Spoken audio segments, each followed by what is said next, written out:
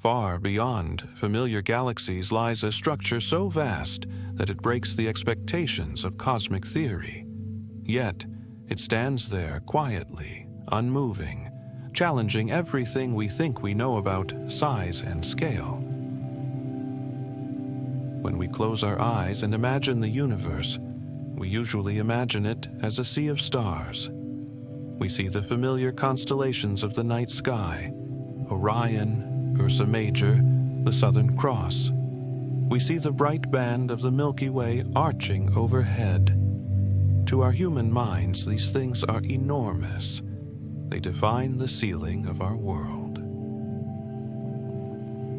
But the universe we see with our naked eyes is a microscopic fraction of reality. It is a single grain of sand on a beach that stretches for billions of miles. The structures we are going to explore tonight are not made of stars. They are made of galaxies. They are not measured in miles or kilometers, but in hundreds of millions of light years. These are the titans of the cosmos. They are so large that light itself takes a substantial portion of the age of the universe just to cross them. They are so large that they should not have had enough time to form since the Big Bang. According to our best theories, they are impossible, and yet they are there, silent, heavy, real. Tonight, we will begin our journey by calibrating our sense of size. We must shed our terrestrial perspective. We must learn to think in the language of the giants. Let us start small. Let us start with the Earth. To us, the Earth is a vast place. It takes hours to fly across an ocean. It takes months to walk across a continent. The mountains seem eternal and immovable. The atmosphere feels like a limitless blue dome. But if we step back just a little to the orbit of the moon, the Earth becomes a marble, a blue and white sphere hanging in the black. It is finite. It is contained. Step back further, to the Sun. The Sun is 1,000,000 times the volume of the Earth. It is a roaring furnace of plasma that dominates the solar system. Its gravity holds the planets on their leashes across billions of kilometers of void. The solar system feels huge. The Voyager probes, traveling at 35,000 miles per hour, have been flying for nearly 50 years and have only just left the magnetic bubble of the Sun. But to the galaxy, the Sun is nothing. It is a generic yellow dwarf star, one of 400 billion. Let us fly out of the solar system. Let us rise above the plane of the Milky Way. From here, the Sun is invisible. It is lost in the haze of the spiral arms. The galaxy is a majestic, spinning pinwheel of light. It is 100,000 light years across. Imagine a beam of light, the fastest thing in the universe, leaving one edge of the galaxy. It travels for 1,000 years. It has barely moved. It travels for 10,000 years. It is only 10% of the way across. It travels for the entire history of the human species, 200,000 years. It has crossed the galaxy and is now heading out into the dark. This is the scale of a single galaxy. It is a city of stars, a metropolis of gravity and light. But in the story of the silent giant, a galaxy is just an atom. It is the smallest building block of the structures we seek. As we drift away from the Milky Way, we see that it is not alone. It has neighbors. There are the Magellanic Clouds, two small, ragged galaxies that orbit us like moths around a flame. And there is Andromeda. Andromeda is our sister, a massive spiral larger than the Milky Way located 2.5 million light years away. Together, along with about 50 smaller dwarf galaxies, we form the local group. This is our neighborhood. It is a small cluster of islands in the cosmic ocean. Gravity binds us together. The Milky Way and Andromeda are falling toward each other. Billions of years from now, we will merge. We are a family, held tight by the invisible hands of dark matter. But the local group is just a speck. It is a minor suburb in a much larger city. Let us zoom out again. The Milky Way and Andromeda merge into a single point of light. The dwarf galaxies vanish. We are now looking at the Virgo supercluster.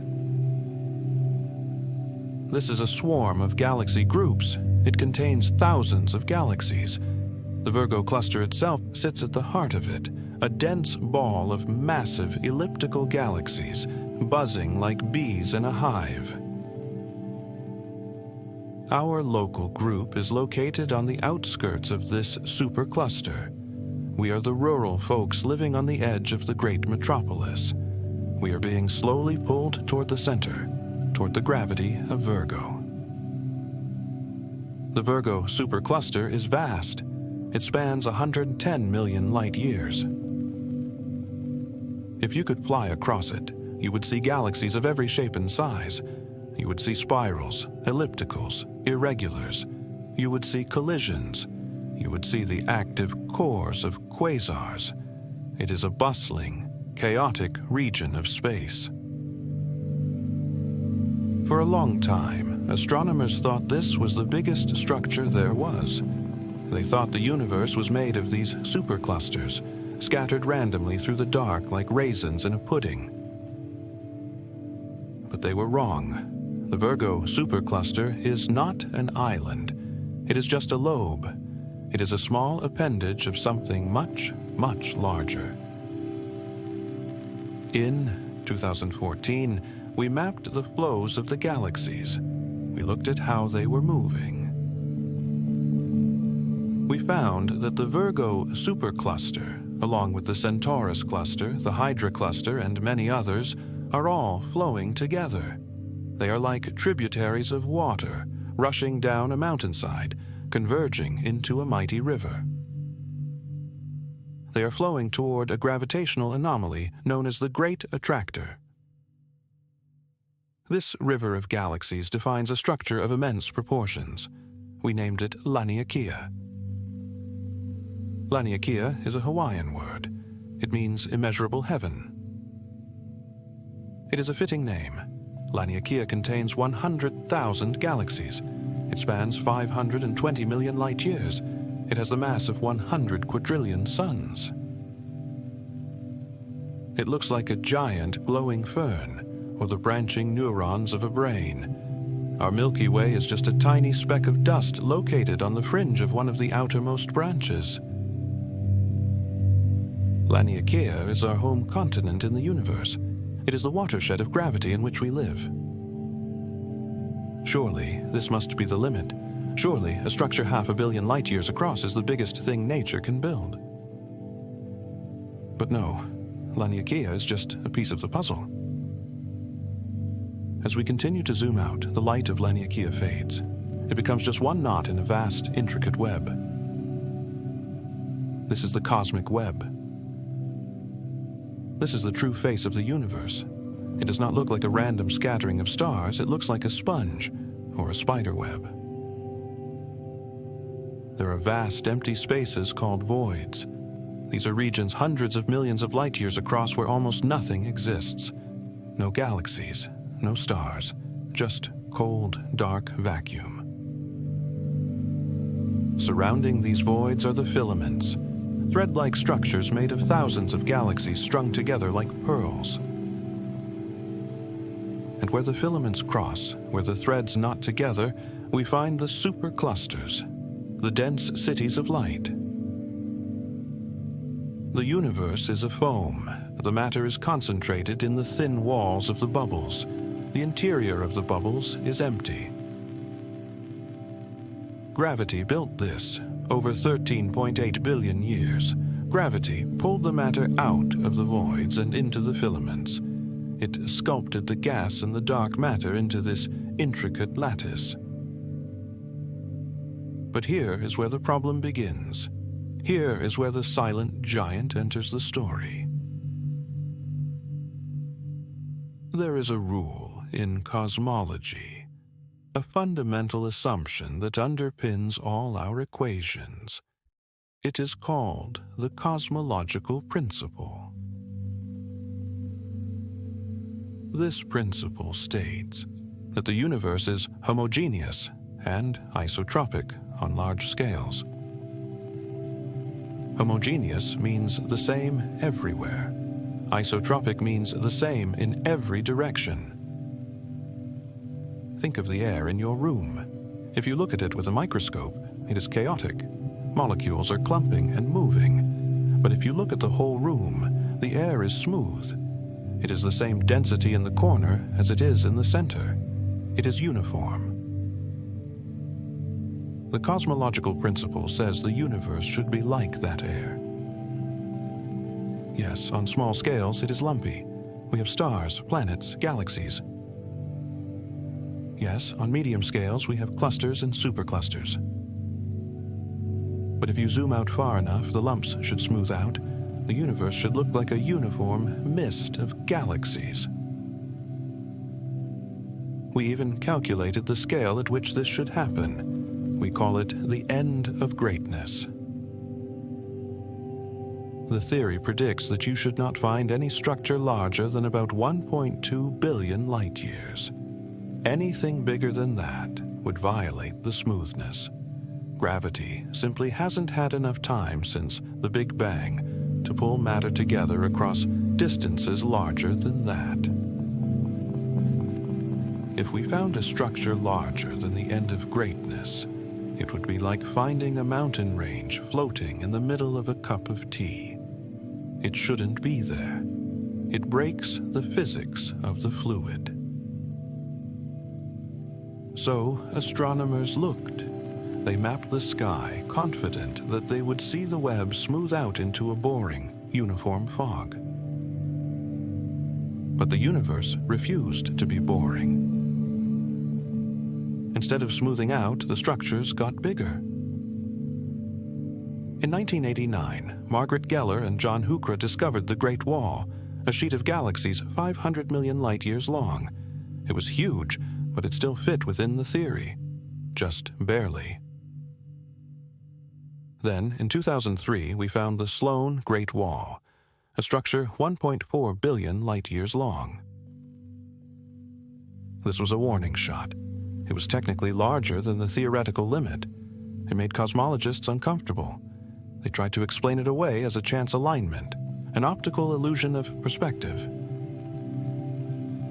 But then came the discoveries that shattered the ceiling. In 2013, we found the Hercules-Corona Borealis Great Wall. This is the silent giant of our title. It is a structure so vast that the human mind struggles to hold the concept. It is 10 billion light-years across. Let that number sink in.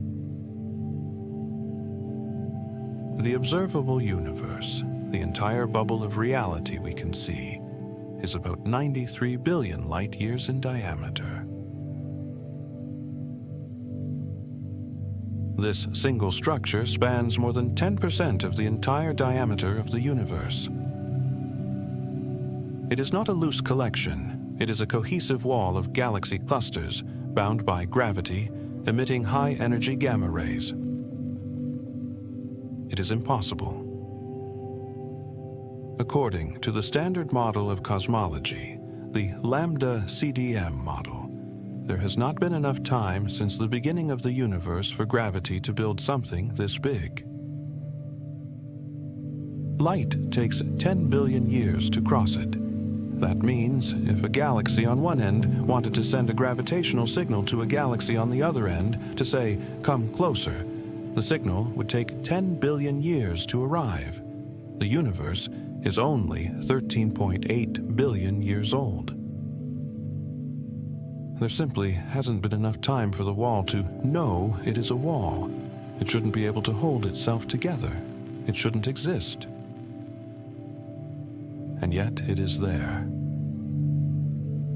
It hangs in the deep northern sky in the constellations of Hercules and the Northern Crown. It is too faint to see with the eye, but to our gamma-ray telescopes, it glows like a colossal scar on the face of the cosmos. And it is not alone. Recently, we have found others: the giant arc, the big ring, structures that defy the end of greatness. These discoveries suggest that our map of the universe is fundamentally flawed. Perhaps the universe is not smooth. Perhaps it is fractal, lumpy all the way up.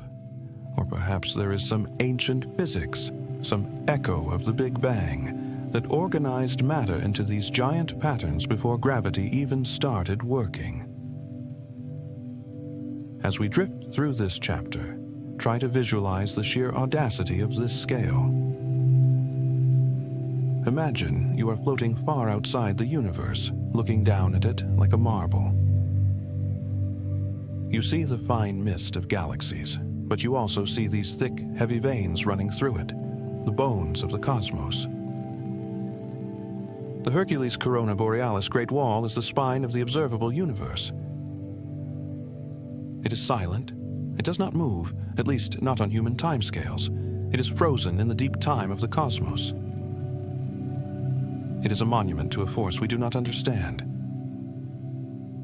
Think of the great attractor pulling our own galaxy. Now imagine what could pull a structure 10 billion light-years wide. Nothing we know of. The existence of the giant implies that the universe has a texture we haven't accounted for. It suggests that the random distribution of matter after the Big Bang wasn't random at all. Maybe the universe was born with wrinkles. Maybe the quantum fluctuations in the first second of time, the tiny jitters of energy, were somehow amplified into these colossal shapes. If so, the giant is a fossil. It is a frozen imprint of the quantum world, magnified by a factor of 1 trillion.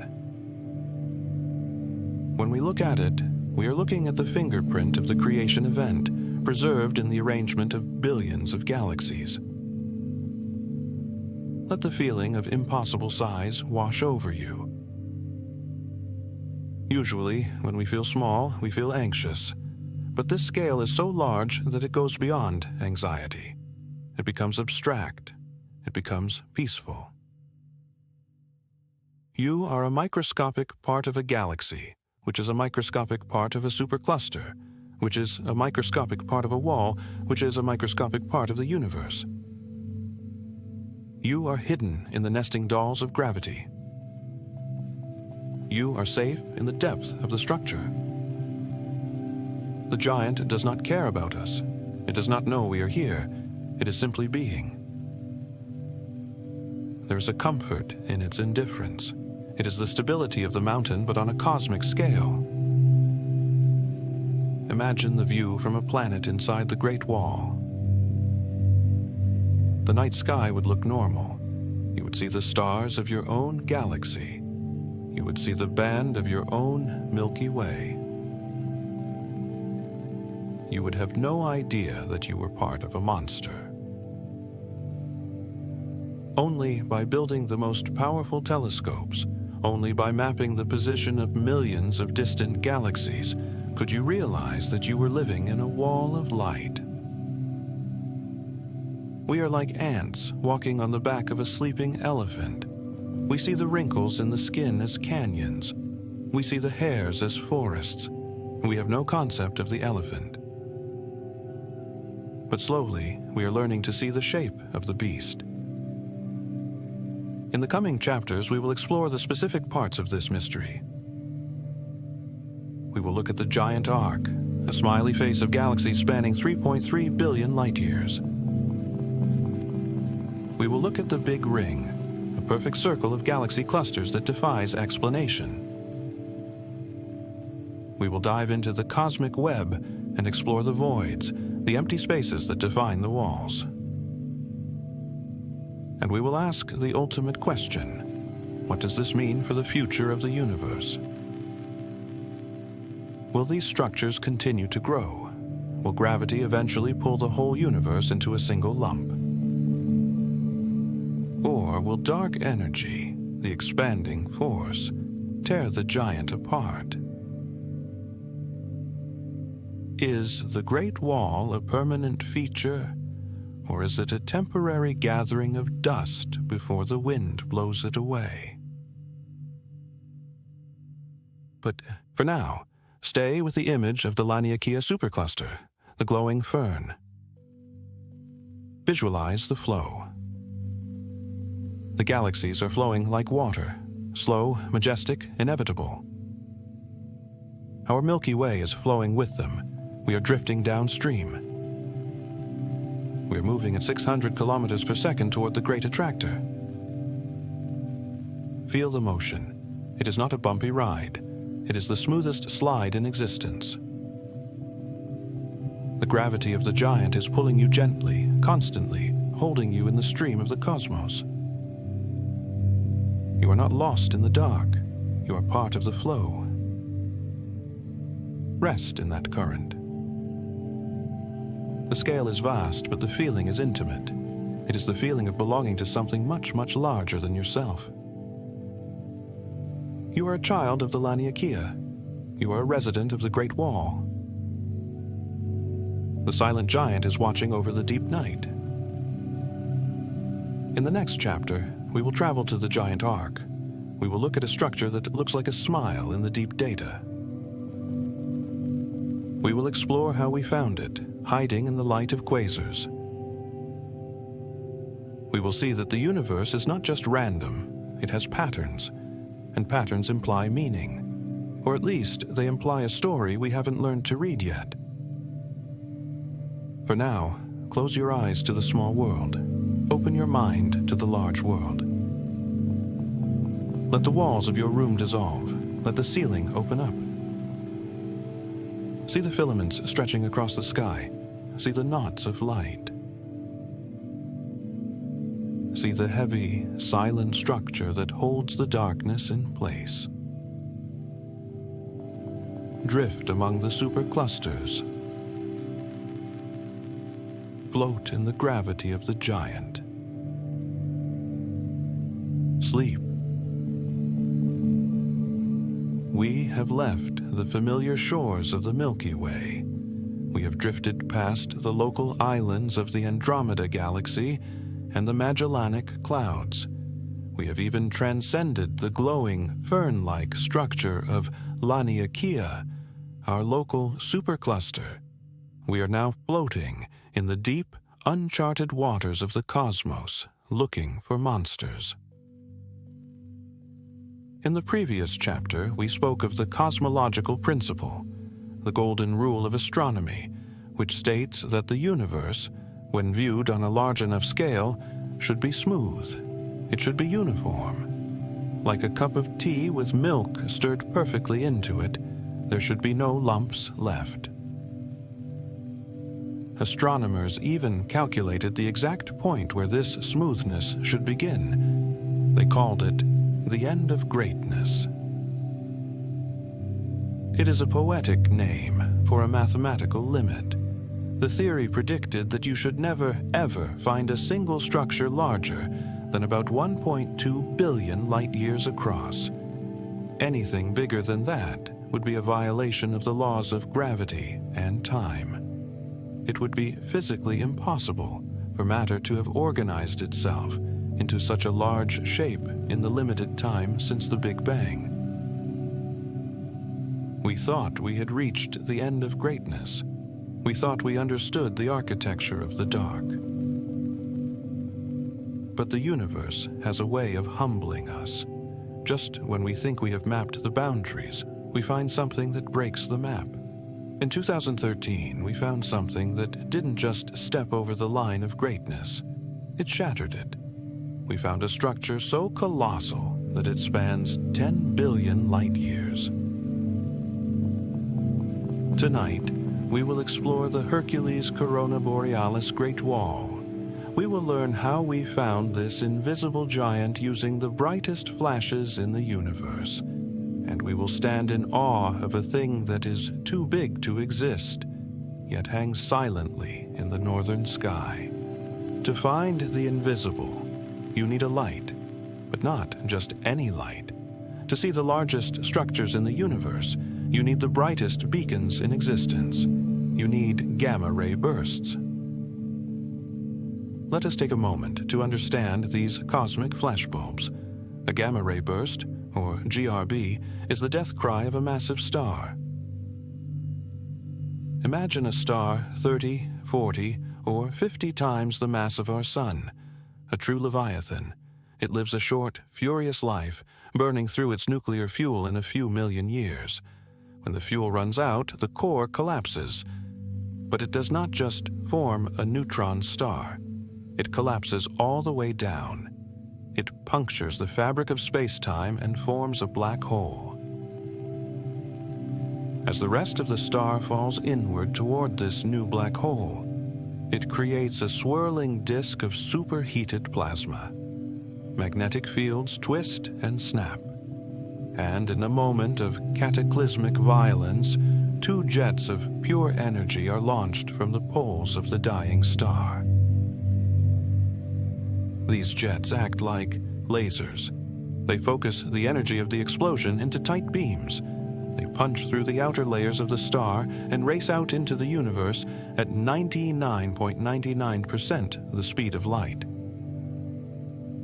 If one of these jets happens to be pointed at Earth, we see it. It appears as a flash of gamma rays, the highest energy form of light. For a few seconds or a few minutes, a single gamma ray burst can outshine the entire rest of the universe combined. It is brighter than 1 trillion suns. Because they are so bright, we can see them from across the entire observable cosmos. We can see them from the very edge of time. Astronomers realized that these bursts could be used as markers. Since massive stars only live for a short time, they are always found in the regions where they were born, in regions of dense gas and active star formation. Therefore, a gamma-ray burst is a signpost.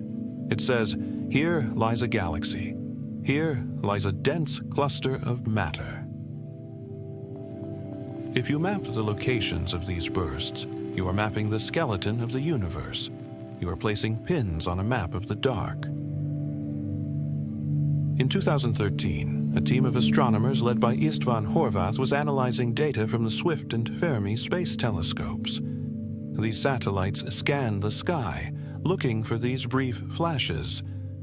The astronomers were looking for random distribution.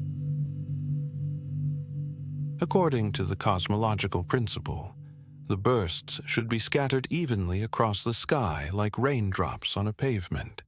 There should be no pattern. But when Horvath plotted the dots on the screen, he saw something strange. In a specific region of the northern sky, covering the constellations of Hercules and Corona Borealis, the Northern Crown, there were too many dots. It wasn't a subtle clumping. It was a dense concentration. There were far more gamma-ray bursts in this area than chance could explain. They checked the distances. These weren't just random explosions happening at different depths. They were all located at roughly the same redshift, a redshift of about 2. This corresponds to a distance of 10 billion light-years. This meant that all these galaxies, all these dying stars, were physically close to each other in space. They were part of the same system. When they calculated the size of this system, the numbers didn't make sense. The cluster of bursts stretched across 100 degrees of the sky. If you could see it with your naked eye, it would cover a huge portion of the heavens, equal to spanning from the horizon to the zenith and back down again.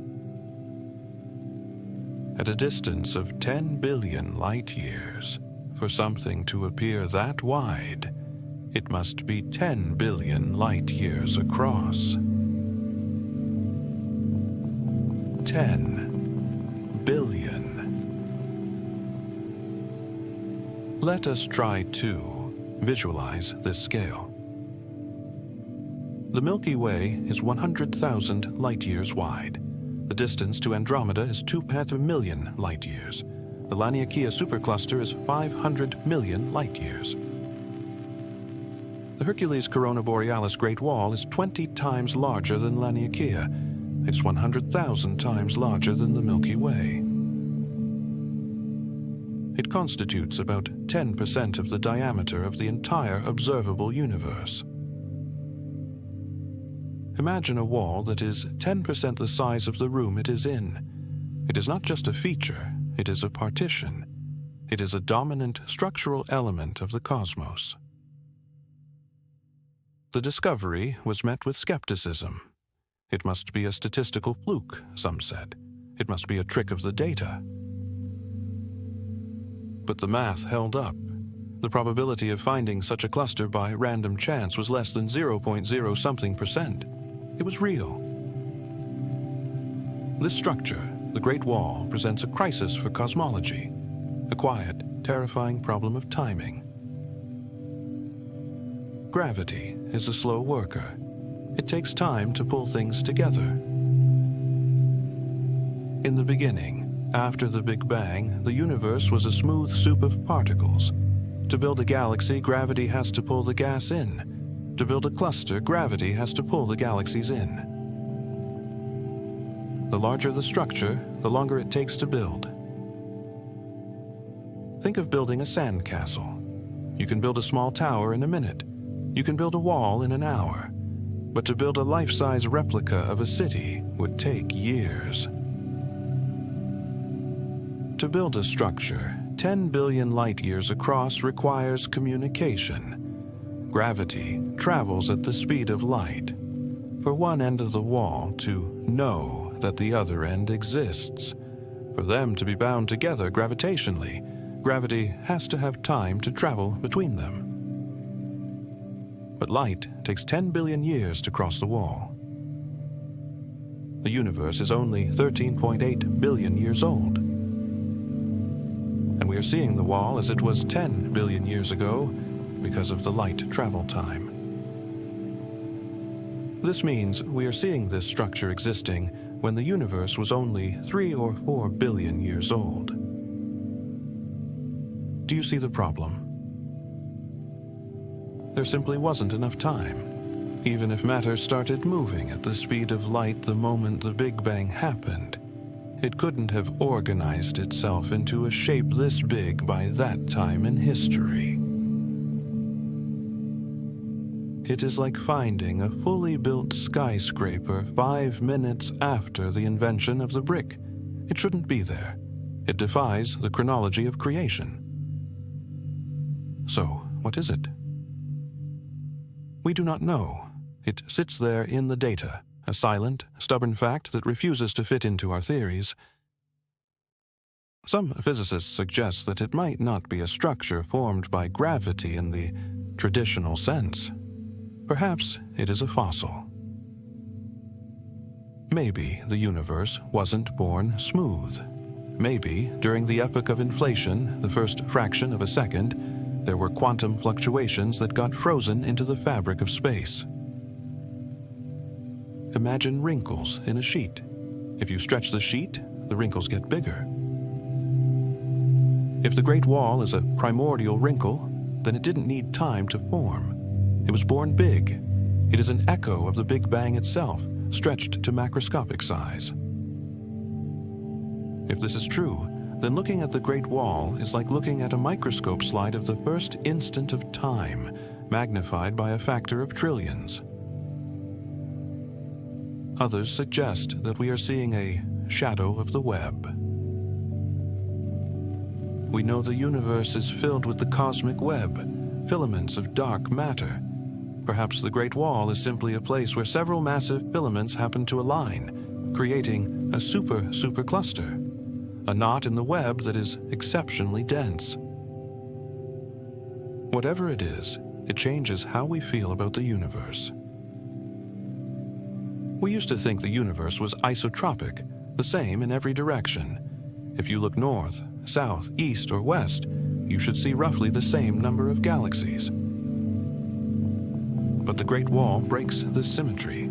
The universe is not the same in every direction. There is a huge, heavy thing in the north.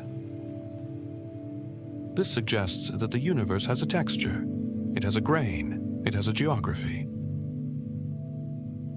Just as Earth has continents and oceans, the universe has regions of density and regions of emptiness. We are not floating in a uniform mist. We are floating in a landscape. Let us try to visualize this landscape. Close your eyes and imagine the Earth, then zoom out to the solar system, then the galaxy, then the local group, then the Virgo supercluster, then Laniakea. Now, look beyond Laniakea. Look across the deep voids.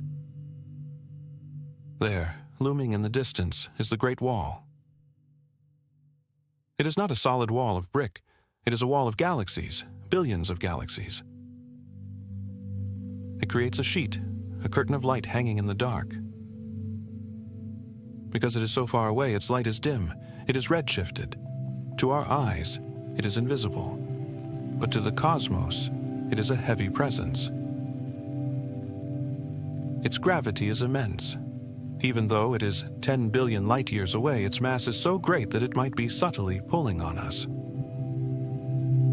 We, in the Milky Way, might be drifting slowly toward this giant, a drift that will take trillions of years to complete. We are caught in its current. There is a profound silence in this realization. The Great Wall is made of dead and dying stars. The gamma-ray bursts that revealed it are the screams of stellar death. So the wall is a graveyard, a vast cosmic cemetery of high-mass stars. But it is also a nursery. Where there are massive stars, there is gas. Where there is gas, there is new life. The wall is a region of frantic activity, played out on a stage so large that it looks motionless to us. Think of the time scale. If you could stand on one side of the wall and shine a flashlight toward the other side, the universe would end before the light arrived. Dark energy is expanding the universe. In 10 billion years, the wall will have stretched. The galaxies will have moved apart. So, a structure this big is never actually connected in time. The left side doesn't know what the right side is doing. It is a ghost structure. It exists as a pattern, but not as a coherent object that can communicate with itself. It is an archipelago of islands that are drifting apart faster than ships can sail between them. This makes it even more mysterious. How did it form if it cannot communicate? How did the pattern emerge without a central planner? It implies a hidden order, a deep code written into the vacuum. Let us rest in the shadow of this mystery. Often, we want science to solve everything. We want to know the answer. We want the map to be complete. But there is a specific kind of peace that comes from the unknown. The Hercules-Corona Borealis Great Wall reminds us that we are very small, and the universe is very strange. It reminds us that our laws of physics are just local approximations. They work well for apples and planets, but they struggle with the titans. The universe is bigger than our understanding. And that is a relief. It means there's always more to explore. There's always a horizon beyond the horizon. Imagine yourself floating in the void near the Great Wall. You are a speck of consciousness. Above you, below you, all around you are the galaxies of the wall. They are not crowded. They are separated by millions of light years, but there are so many of them that they form a coherent shape. You are floating in a sea of light. the expansion of the universe is gently pulling the galaxies away from you. It is a slow, majestic dispersal. You are witnessing the slow breathing of the cosmos. Inhale. Gravity pulls the galaxies into filaments. Exhale. Dark energy stretches the filaments apart. The Great Wall is the tension between the inhale and the exhale. It is the moment of suspension. Feel that suspension in your own body. The pause between breaths. The moment of stillness. The wall is frozen in that moment for billions of years. It is the silent giant. It does not speak. It does not move. It just is. It is a testament to existence on the grandest scale. As you drift to sleep, let the scale of the wall comfort you. Your problems, your worries, your deadlines, they are incredibly small. They are smaller than atoms compared to this structure. The universe can hold them effortlessly. You can hand them over to the giant. Let the giant carry the weight. The gravity of 10 billion light-years is strong enough to hold everything. In the next chapter, we will continue our tour of the impossible. We will look at another structure that challenges our minds, the giant arc. A smiley face of galaxies spanning 3.3 billion light-years. We will look at the Big Ring, a perfect circle of galaxy clusters. These shapes, arcs, rings, walls, suggest that the universe is building geometry on a scale we never dreamed of. We will ask, is the universe a crystal? Is it a dodecahedron? But for now, stay with the wall. Stay with the silence of the gamma rays. The flashes have faded. The echoes are traveling through the dark. You are resting in the afterglow. The darkness is not empty. It is structured. It is solid. Sleep in the architecture of the night. The giant is keeping watch. We have stood in the shadow of the Great Wall. We have witnessed a structure 10 billion light-years across, a barrier of galaxies that defies the timeline of creation. But the universe is not content to simply break the rules of size. It also seems to be breaking the rules of shape. We tend to think of the cosmos as a chaotic place. Gravity pulls, gas collapses, stars ignite. It feels organic, messy, and random. Like a spilled bag of sugar, the grains are scattered without design. If you zoom out far enough, the cosmological principle says it should all look like a smooth, featureless mist. But what if, in the middle of that mist, you found a perfect curve? What if you found a smile spanning the darkness? What if you found a ring? Tonight, we will travel to the frontier of modern astronomy. We will look at discoveries made not decades ago, but just a few years ago. We will explore the giant arc and the Big Ring, two colossal structures hiding in the deep universe that suggest the cosmos is not just a random scattering of dust, but a geometric construction. To find these shapes, we had to learn a new way of seeing. Usually, astronomy is about catching light. We build mirrors to catch the photons emitted by stars. But at immense distances, galaxies become faint. They become smudges. They become invisible against the black. To map the silent giants, looking for their own light is not enough. We need a backlight. We need quasars. A quasar is the brightest object in the universe. It is the active core of a young galaxy, powered by a supermassive black hole that is feeding. As gas spirals into the black hole, it heats up to millions of degrees and shines with the intensity of 1 trillion suns. These quasars act as cosmic lighthouses. They shine across billions of light years of empty space. Now, imagine there's a cloud of gas floating between us and the quasar. This gas is invisible to our eyes. It is dark. But when the quasar's light passes through it, the gas steals a specific color. The atoms in the gas, specifically ionized magnesium, absorb a very specific wavelength of light. They leave a fingerprint, a dark line in the spectrum, a shadow.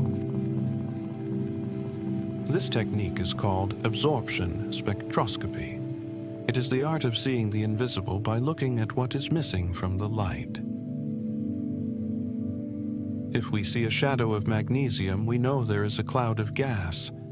And where there is a massive cloud of gas, gravity tells us there must be a galaxy.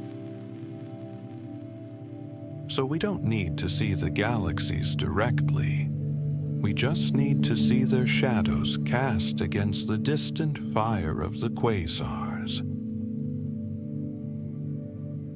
In 2021, a PhD student named Alexia Lopez was looking at these shadows. She was analyzing data from the Sloan Digital Sky Survey, a map of over 100,000 quasars.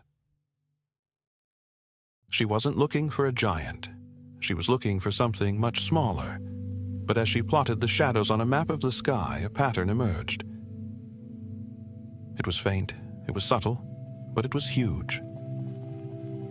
The shadows were not scattered randomly. They were lined up. They formed a clear, distinct curve, a crescent, a smile in the dark. She called it the giant arc. The arc is located 9.2 billion light years away. This means we are seeing it as it was when the universe was only a third of its current age. Its size is staggering. The arc is 3.3 billion light years long. Remember the theoretical limit, the end of greatness. That limit is 1.2 billion light years. The arc is nearly 3 times larger than the theoretical maximum size of any structure. It spans about 15 degrees of the sky. If you could see it with your naked eye, it would stretch across a space equal to 30 full moons, lined up side by side. Imagine looking up at the night sky and seeing a faint, glowing crescent taking up a massive chunk of the heavens. That is the giant arc. But it is not just big. It is thin. It is elegant. It is not a blob. It is a filament. It looks like a single thread of the cosmic web that has been stretched and curved by some titanic hand. How can something this ordered exist? If the universe formed from random fluctuations in the Big Bang, matter should be clumpy, but unstructured. Like clouds. Clouds don't form perfect arcs spanning the horizon. If you saw a cloud shaped like a perfect crescent moon stretching for miles, you would suspect it wasn't natural. The giant arc suggests that something organized the galaxies. Is it gravity? Gravity pulls things into spheres like planets, or disks like galaxies. It doesn't usually make thin, perfect arcs 3 billion light years long. Perhaps it is a flow. Maybe the arc is a river of galaxies, flowing along a massive filament of dark matter. But to maintain that curve over such a distance requires a coherence that defies the speed of light. The top of the arc doesn't know the bottom of the arc exists. They are too far apart to communicate. So the arc hangs there, a statistical impossibility. The odds of it forming by chance are estimated to be less than 0.003%. It is a 3 sigma anomaly. In the language of physics, that means interesting, but maybe a fluke. But then the universe doubled down.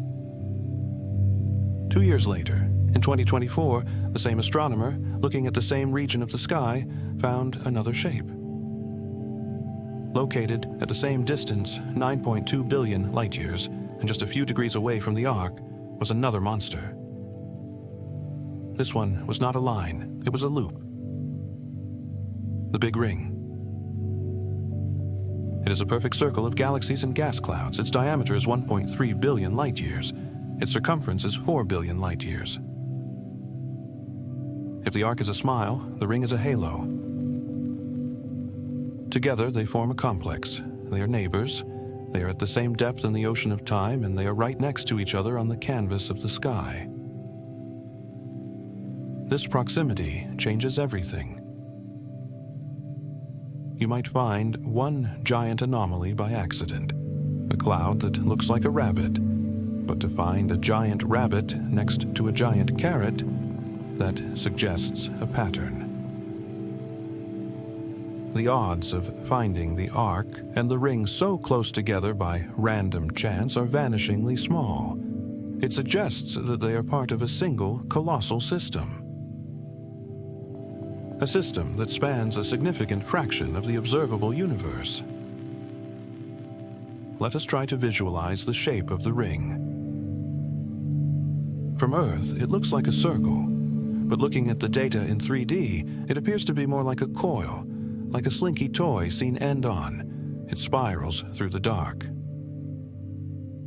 Imagine a corkscrew of galaxies, 1 billion light-years wide, winding its way through the intergalactic void.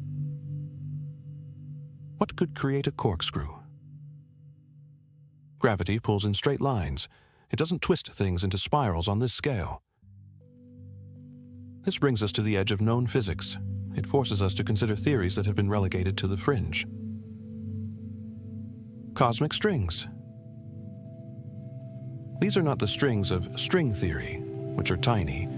These are topological defects in the fabric of space. Imagine ice freezing on a pond. The ice forms in patches. When two patches meet, they might not line up perfectly. A crack forms, a scar in the ice.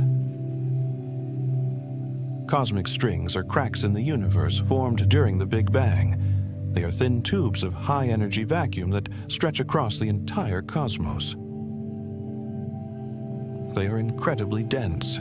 A cosmic string an inch long would weigh as much as Mount Everest. If a cosmic string were floating through the early universe, its immense gravity could attract matter. It could act as a seed. Galaxies would form along the string. If the string formed a loop, the galaxies would form a ring. If the string was curved, the galaxies would form an arc. Could the giant arc and the big ring be the visible ghosts of these ancient faults in reality? Are we seeing the stretch marks of the Big Bang? Another possibility comes from Nobel laureate Roger Penrose, conformal cyclic cosmology. This theory suggests that our Big Bang was not the first. The universe goes through cycles, eons. A previous universe expanded, cooled, and emptied out. But in its final moments, massive black holes collided, releasing colossal gravitational waves. These waves rippled through the fabric of reality. When the new Big Bang happened, our Big Bang, these ripples were imprinted on the new matter. The Big Ring might be the fossilized echo of a supermassive black hole collision from a universe that existed before ours. We are looking at a scar from a previous eternity. These ideas are wild. They are speculative. But the sheer size of the arc and the ring forces us to dream big. Standard gravity is simply not enough to explain them. Let us float near the Big Ring in our imagination. We are 9.2 billion light-years from Earth. The universe is younger here. The stars burn hotter and bluer. Look at the ring. It is not a solid hoop. It is a dotted line of galaxy clusters. Each dot is a swarm of thousands of galaxies. Between the dots, there is dark matter. The filament connecting them is invisible but heavy. Inside the ring is a void. A circular patch of emptiness, 1.3 billion light-years wide. If you were in the center of that ring, the view would be profound. You would look out and see a band of galaxies encircling you, a celestial equator made of distant diamond dust. Above and below, the void stretches away. It would feel like being in the center of a cosmic eye. The scale is mesmerizing. Light takes 4 billion years to travel around the circumference of the ring. Civilizations could rise and fall 1,000,000 times over while a photon makes a single lap. It is a structure built on a timescale that renders biology insignificant. And yet it is beautiful. There is a deep aesthetic pleasure in finding geometry in the chaos. The universe is not just a mess. It makes shapes. It draws curves. It creates symmetry. It tells us that there is a deep order underlying the violence of the expansion. Think about the position of these giants. The Hercules-Corona Borealis Great Wall from the last chapter. The giant arc. The big ring. They are all in the same general neighborhood of the sky, the northern sky. Why? Is there something special about that direction? Is the universe lopsided? We assume the universe is the same in all directions, esotropy, but these structures suggest an anisotropy, a difference. Maybe the universe is expanding faster in one direction than another. Maybe space is stretched unevenly. If this is true, then our entire model of cosmology, the lambda CDM model, needs a rewrite. We have been assuming a spherical cow, but the cow is actually shaped like a potato.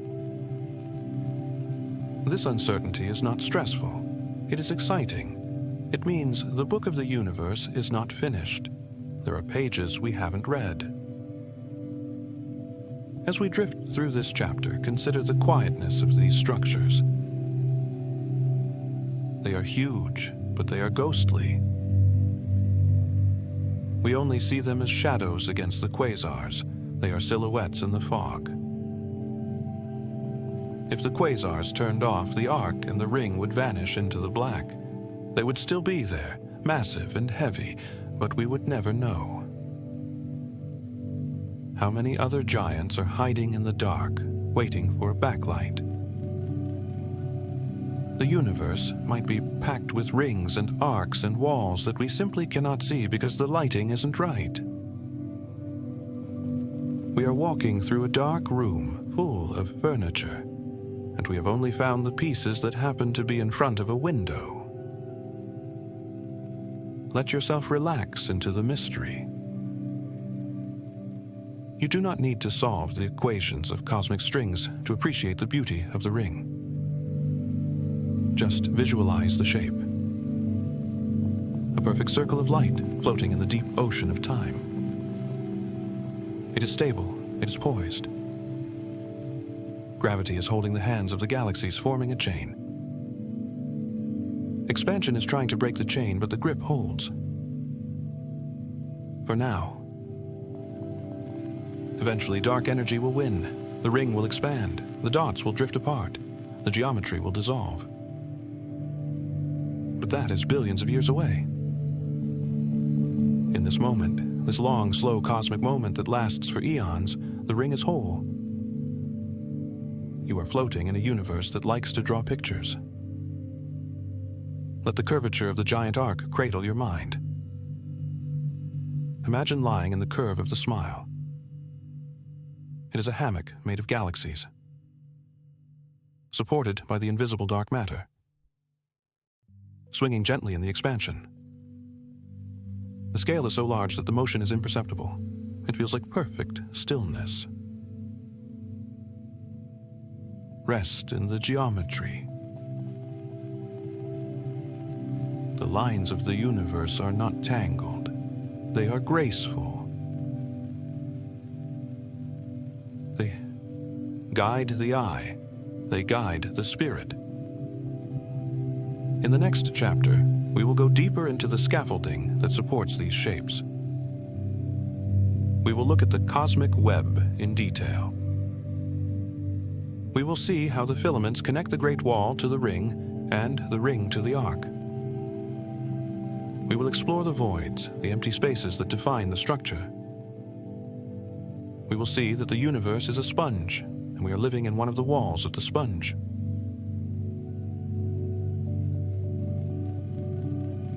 We have spent the last few nights looking at the outliers.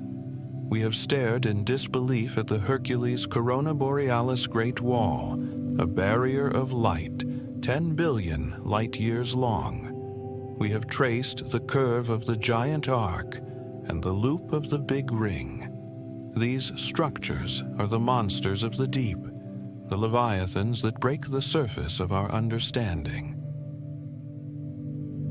But monsters do not exist in a vacuum. They live in an ecosystem. The Great Wall is not a lonely brick floating in nothingness. The big ring is not a hoop suspended in a void. They are parts of a larger whole.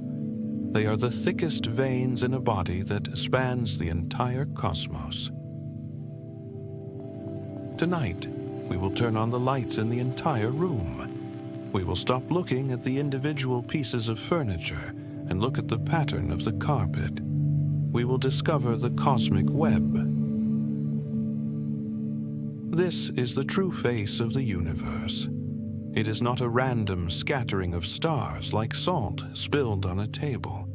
It is an intricate woven lattice. It is a sponge. It is a spider web made of light and shadow stretching across 93 billion light years. And we are just a tiny speck of dust caught in one of its silk threads. To see the web, we must first close our eyes to the light. If you look at the universe only through visible light, the light of stars, you see a disjointed picture.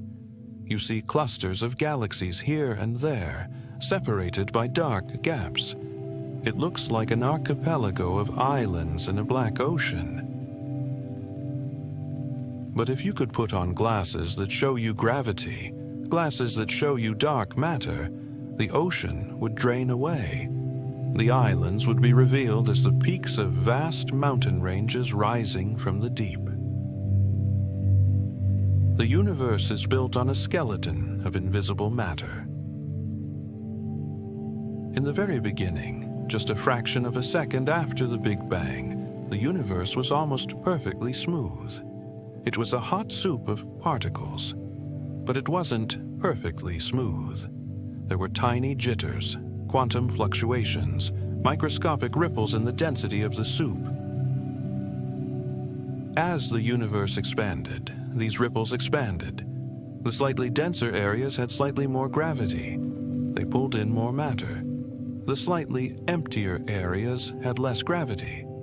They lost matter. Over billions of years, gravity amplified these tiny differences into a colossal structure. The dark matter collapsed into long, thin strands. It formed filaments. These filaments are the highways of the cosmos. They stretch for hundreds of millions of light years. They are composed mostly of dark matter, but they guide the normal matter, the gas, the dust, the protons, into their gravitational valleys. Gas flows along these filaments like water flowing down a river. It cools, condenses, and ignites to form galaxies. So, the galaxies we see, the Milky Way, Andromeda, the distant spirals, are like pearls strung on an invisible necklace. They trace the spine of the dark matter. We first saw this web not with telescopes, but with computers. In 2005, a group of astrophysicists ran one of the most complex simulations in history, the Millennium Simulation. They programmed the laws of gravity and the initial conditions of the Big Bang into a supercomputer and let it run for a month. They simulated the history of 10 billion particles interacting over 13 billion years. The result was a cube of digital universe, and it was beautiful. It looked like purple nerve tissue, or the mycelium of a fungus. Thick, bright knots of light were connected by long, wispy bridges. Between the bridges were vast, dark bubbles of emptiness. It looked organic. It looked alive. And when we pointed our real telescopes at the sky to check, the reality matched the simulation. By mapping the positions of millions of galaxies, we saw the same pattern. The web is real. Let us explore the anatomy of this web. It has three main components. First, the nodes. These are the intersections, the places where 3, 4, or 5 enormous filaments cross each other. Because so many filaments meet here, the gravity is immense. Matter pours in from all directions. It piles up. These nodes become the superclusters, the cities of the universe. Our own Laniakea supercluster is a node. The Virgo cluster is the downtown core of that node. The great attractor is the center of gravity pulling it all together. The Hercules-Corona Borealis Great Wall, our silent giant, is a massive complex of these nodes, strung together like a chain of mountains. Inside a node, the universe is crowded. Galaxies are packed tight. They crash into each other constantly. They merge. They form giant elliptical balls of old, red stars.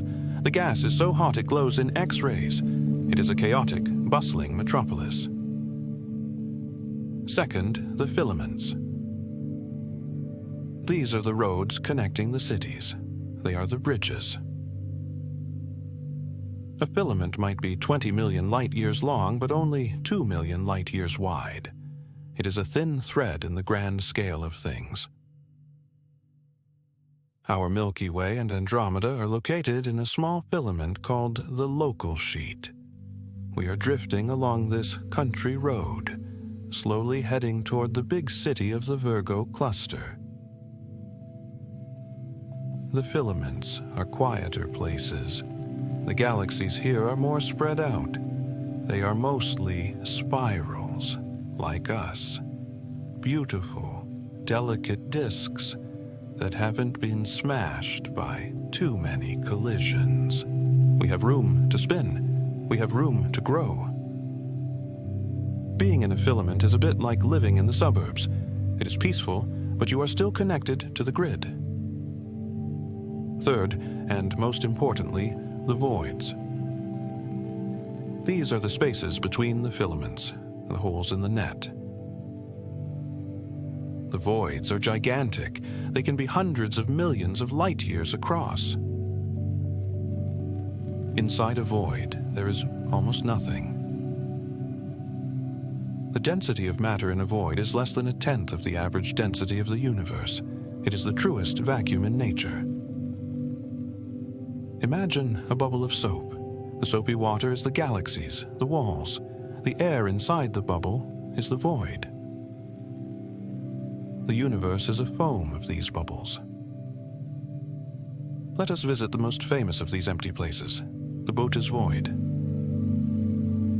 It is located in the direction of the constellation Boötes, the herdsman. It is often called the Great Nothing. It is a sphere of emptiness, 250 million light-years wide. If you were to fly a spaceship through the Boötes Void, you would travel for millions of years and see nothing but black. If our galaxy were located in the center of this void, we would not have known that other galaxies existed until the invention of very powerful telescopes in the 1960s. The nearest neighbors would be so far away that they would be too faint to see with the naked eye. We would have thought the Milky Way was the only island in an infinite empty ocean. But the voids are not completely empty. They contain a few lonely galaxies, void galaxies. These are strange, solitary places. They have grown up in isolation. They have never collided with another galaxy. They have never been disturbed. They are pristine fossils of the early universe. Imagine the view from a planet in a void galaxy. The night sky is terrifyingly dark. You see the stars of your own galaxy, but beyond them, there is absolutely nothing. No faint fuzz of Andromeda. No glow of the Virgo cluster. Just a cliff edge dropping off into the abyss. The silence there must be profound. But the voids are not just empty space. They are active players in the structure of the web. In fact, they are the dominant players. Gravity pulls, but dark energy pushes.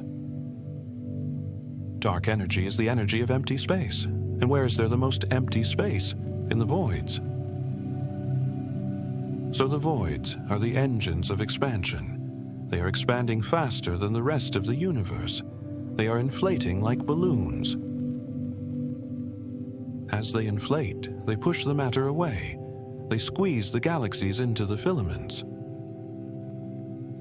Think of the galaxies not just as falling toward the knots, but as being pushed by the bubbles. We are caught between the pull of the dark matter and the push of the voids. We are living in the crush zone.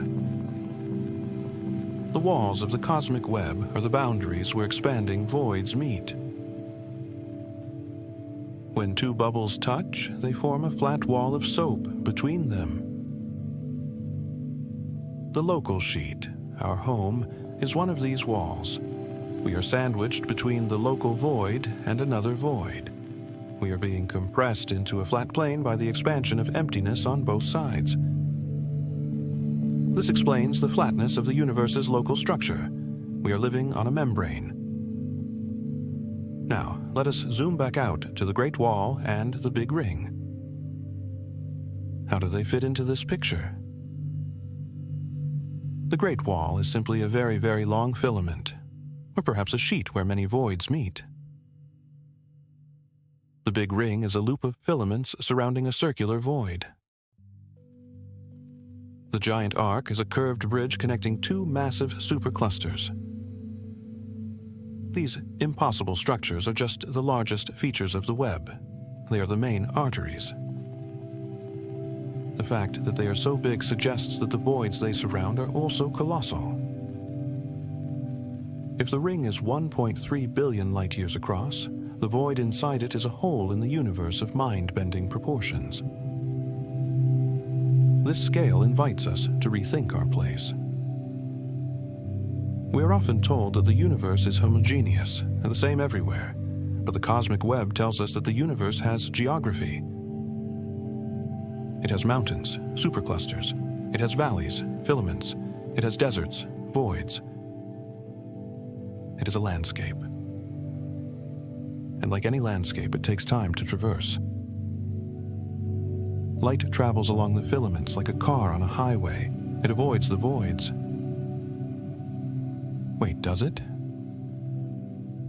Light travels straight, but gravity bends space. The immense mass of the filaments acts as a gravitational lens. It bends the light that tries to pass through it. So, the cosmic web is also a hall of mirrors. When we look at the distant universe, our view is distorted by the web in the foreground. The background galaxies are stretched and magnified. We use this distortion to map the dark matter. We look for the warping of the background to find the invisible foreground. It is like seeing the wind by watching the trees bend. We see the dark matter by watching the light bend. Let us float through this structure in our minds. Imagine you are a photon. You were born in a star in the Hercules-Corona Borealis Great Wall. Time, 3s. You launch into the dark. For millions of years, you travel through the dense, busy neighborhood of the wall. You dodge galaxies. you pass through clouds of gas. Then you leave the wall. You enter a void. For 1 billion years, you travel through absolute emptiness. There is nothing to see, nothing to touch, just the expanding space beneath you, stretching your wavelength, turning you from blue to red. Then you approach a filament. You see a thin line of light ahead. As you get closer, it resolves into a string of galaxies. You pass through the halo of a spiral galaxy. You fly between the stars. You enter another void. This journey repeats for 10 billion years. Wall, void, filament, void, node, void. Finally, you reach the Laniakea supercluster. You enter the local sheet. You enter the Milky Way. You hit the Earth. Your journey was a tour of the sponge. This structure is not static. It is evolving. Gravity is pulling the web tighter. The filaments are draining into the nodes. The nodes are getting denser. But dark energy is tearing the web apart. It is stretching the voids. Right now, we are in a stalemate.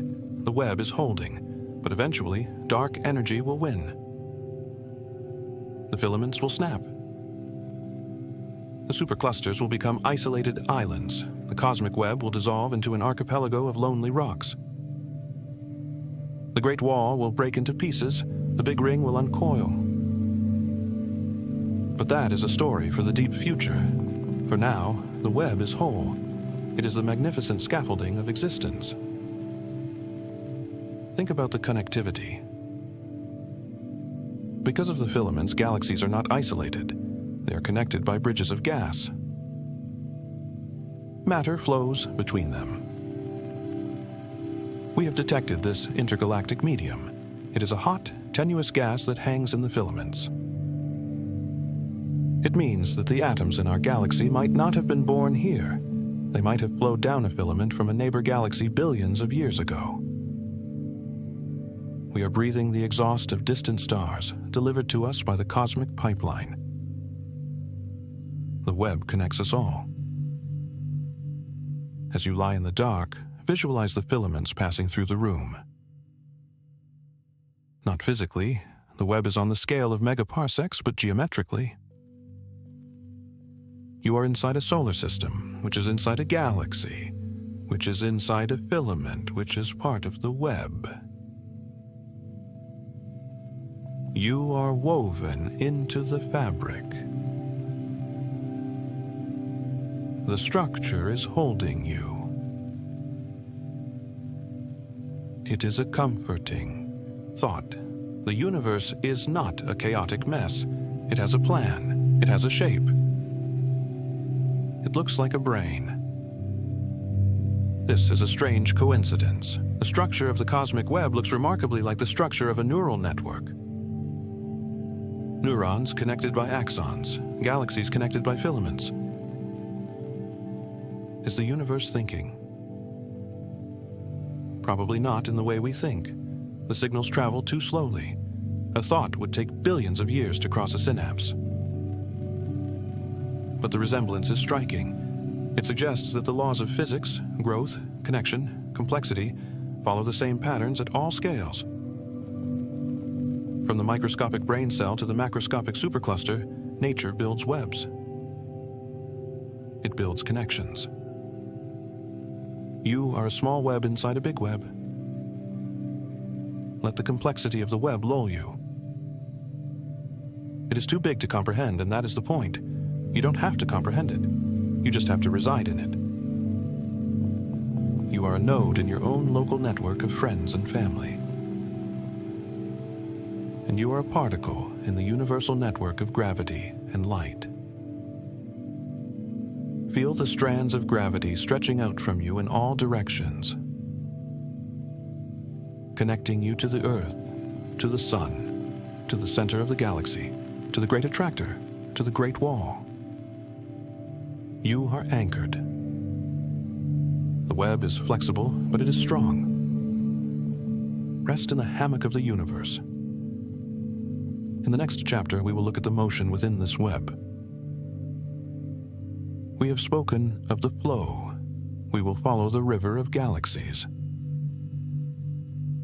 We will look at the dipole repeller, a mysterious void that is pushing our galaxy from behind, while the great attractor pulls us from the front. We will see that we are moving at 600 kilometers per second. We are on a cosmic road trip that never ends. But for now, stay still. Let the web spin around you. The spiders of gravity are weaving the silk of the night. The voids are breathing. The structure holds. Sleep in the intricate safety of the cosmic web. The illusion of stillness is the greatest deception of our senses. You are lying in a bed that feels stationary. The room feels anchored to the foundation. The house feels rooted in the earth. To your inner ear, the world is stable, fixed, and motionless. But this is a lie. If you could strip away the walls, strip away the atmosphere, and look at the universe from a point of absolute rest, you would see that you are moving with terrifying speed. You are racing through the dark. We are not sitting still in the cosmic web. We are sliding. We are drifting. We are flowing. Tonight, we will chart the course of this great journey. We will look at the forces that are dragging our entire galaxy through the universe. We will meet the great attractor that pulls us from the front, and the dipole repeller that pushes us from behind. We will discover that the universe is not a painting. It is a river, and we are a leaf floating on the current of gravity, heading toward a waterfall of light. Let us build the speed, layer by layer. First, the Earth spins. At the equator, the planet is rotating at 1,600 kilometers per hour. This is faster than the speed of sound. You don't feel it because the atmosphere spins with you. Second, the Earth orbits the Sun. We are racing around our star at 107,000 kilometers per hour. We cover the distance of a moon trip every 4 hours. Third, the solar system orbits the galaxy. The Sun drags the planets through the spiral arms of the Milky Way at 800,000 kilometers per hour. It takes us 230 million years to make one lap, a cosmic year. The last time we were in this part of the galaxy, dinosaurs were just appearing on Earth. But there is a fourth speed, a speed that dwarfs all the others. The galaxy itself is moving. The Milky Way, Andromeda, and the entire local group are rushing through the intergalactic medium at 2 million kilometers per hour. That is 600 kilometers every second. In the time it takes you to blink, you have moved 600 kilometers toward the constellation Centaurus. How do we know this? If space is empty, what are we moving relative to? We measure our speed against the wallpaper of the universe, the cosmic microwave background. When we look at the heat left over from the Big Bang, we see a slight difference in color. In one direction, toward the constellation Leo, the background is slightly warmer. It is blue shifted. This means we are rushing toward that light.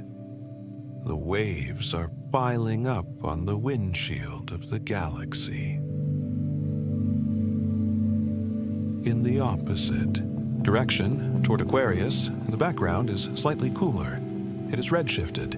We are rushing away from that light. This dipole anisotropy is our cosmic speedometer. It tells us that we are on a road trip. But why? What is pulling us? Objects don't move unless a force acts on them. To accelerate a galaxy that weighs 1 trillion suns to a speed of 600 kilometers per second requires a gravitational engine of immense power. For decades, astronomers searched for the culprit. They looked in the direction of the motion, but there was a problem. The direction we are moving, toward Centaurus and Hydra, is blocked by the zone of avoidance. This is the dusty plain of our own Milky Way. The thick clouds of stars and dust in our own galaxy block our view of the universe beyond. We were moving toward a blind spot. It was like driving a car with a muddy windshield. We knew we were accelerating, but we couldn't see what we were driving into. Eventually, using radio telescopes and X-ray observatories that can pierce the dust, we found it. We found the Great Attractor. It is a gravitational anomaly located about 150 million light-years away. It is a concentration of mass equivalent to tens of thousands of galaxies. It is the center of the Laniakea supercluster. It is the downtown of our cosmic city. The Norma cluster, the Centaurus cluster, the Hydra cluster, all these massive swarms of galaxies are congregating there. They are the dense knot that is reeling us in. But when we crunched the numbers, the Great Attractor wasn't heavy enough. It explains some of our motion, but not all of it. It isn't massive enough to pull us this fast. So we looked further, behind the Great Attractor. We found the Shapley supercluster. This is a monster. It is one of the densest concentrations of galaxies in the local universe, located 650 million light-years away. It is a supercluster. So, the picture seemed clear. We are falling downhill. We are sliding down the gravity well of the Virgo cluster, which is falling into the Great Attractor, which is falling into the Shapley supercluster. It is a cascade of gravity. But in 2017, the story changed. We realized we had only been looking at half the equation. Gravity pulls, that is obvious. But in the context of the expanding universe, emptiness pushes. We discovered the dipole repeller. While we were staring at the dense knots of galaxies in front of us, we ignored what was behind us. Directly opposite the Great Attractor, in the deepest void of the sky, there is nothing. It is a vast, empty region of space, a supervoid. How does a void push? Imagine a tug of war. On the right side, you have a team of strong pullers, the Great Attractor. On the left side, you have a team of weak pullers, average space. If the teams are equal, you don't move. If the right side is stronger, you move right. But what if the left side lets go of the rope entirely? What if there is no one on the left? Then you fly to the right much faster. The dipole repeller is a region where there are almost no galaxies. There's no gravity pulling us backward. Because the universe is normally filled with a tug-of-war of gravity in all directions, an empty spot acts like a repulsive force. The lack of pull from behind feels exactly like a push. So, we are being worked on by two hands. The Great Attractor is reaching out and pulling us forward. The dipole repeller is pushing us from behind. We are caught in a cosmic current, a flow. Maps of this flow look like wind charts. You see streamlines of galaxies curving through space, avoiding the voids, spiraling into the clusters. It looks like water flowing over stones. Our galaxy, the Milky Way, is just a droplet in this river. We are flowing along a filament moving from the repeller to the attractor. This realization changes the feeling of the night sky. It is not static, it is rushing. Imagine you are on a raft in a wide, slow river. The water is smooth. You cannot feel the motion because everything around you, the leaves, the other rafts, is moving at the same speed. The Andromeda Galaxy is moving with us. The local group is our raft. But the banks of the river, the distant quasars, the microwave background reveal our speed. Where does the river end? Will we eventually crash into the Great Attractor? No. This is the tragedy of the dark energy. We are moving fast, 600 kilometers per second, but the space between us and the Great Attractor is expanding. The attractor is 150 million light-years away. The expansion of the universe at that distance is significant. We are swimming upstream against the expansion. We are moving toward the City of Lights, but the ground is stretching beneath our feet. Calculations show that we will never reach the Great Attractor. Dark energy is accelerating. The expansion is getting faster. Eventually, the flow will be broken. The rope will snap. The Great Attractor will be pushed away from us by the expanding void. We will be left stranded in our local eddy. We are journeying toward a destination that is receding faster than we can approach. Does this make the journey meaningless? No, the flow is the structure. The flow is the galaxy. Without the flow, the gas would not have gathered to form the Milky Way. The compression of the river created the pressure that lit the stars. We exist because of the turbulence. Let us drift in the sensation of this speed. Close your eyes and visualize the vector. An arrow pointing from your chest toward the southern sky, toward the centaur. Feel the wind of the dipole repeller at your back, the pressure of the void. The emptiness is propelling you. The nothing is a driving force. It is a peaceful propulsion. There is no vibration. There is no sound.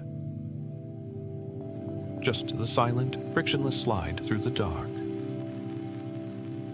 Consider the dark flow. This is a controversial idea in cosmology. Some astronomers claim they have detected a motion that is even larger than the flow toward the Great Attractor. They see huge clusters of galaxies, hundreds of millions of light-years away, all moving in the same direction. They are moving toward a patch of sky between Centaurus and Vela. The Standard Model says this shouldn't happen. At that scale, the random motions should cancel out. The universe should be still. But if the dark flow is real, it implies something terrifying. It implies that there is a structure outside our observable universe that is pulling on us. A titan beyond the horizon. Maybe a mega supercluster of unimaginable size hiding just past the edge of the visible world. Or maybe it is the tug of a neighboring universe in the multiverse. Whatever it is, it suggests that our river is just a tributary of an even larger ocean current. We are small. The Great Attractor is small. The Shapley supercluster is small. The silent giants we see are dwarfed by the silent giants we cannot see. This hierarchy of scale goes up and up.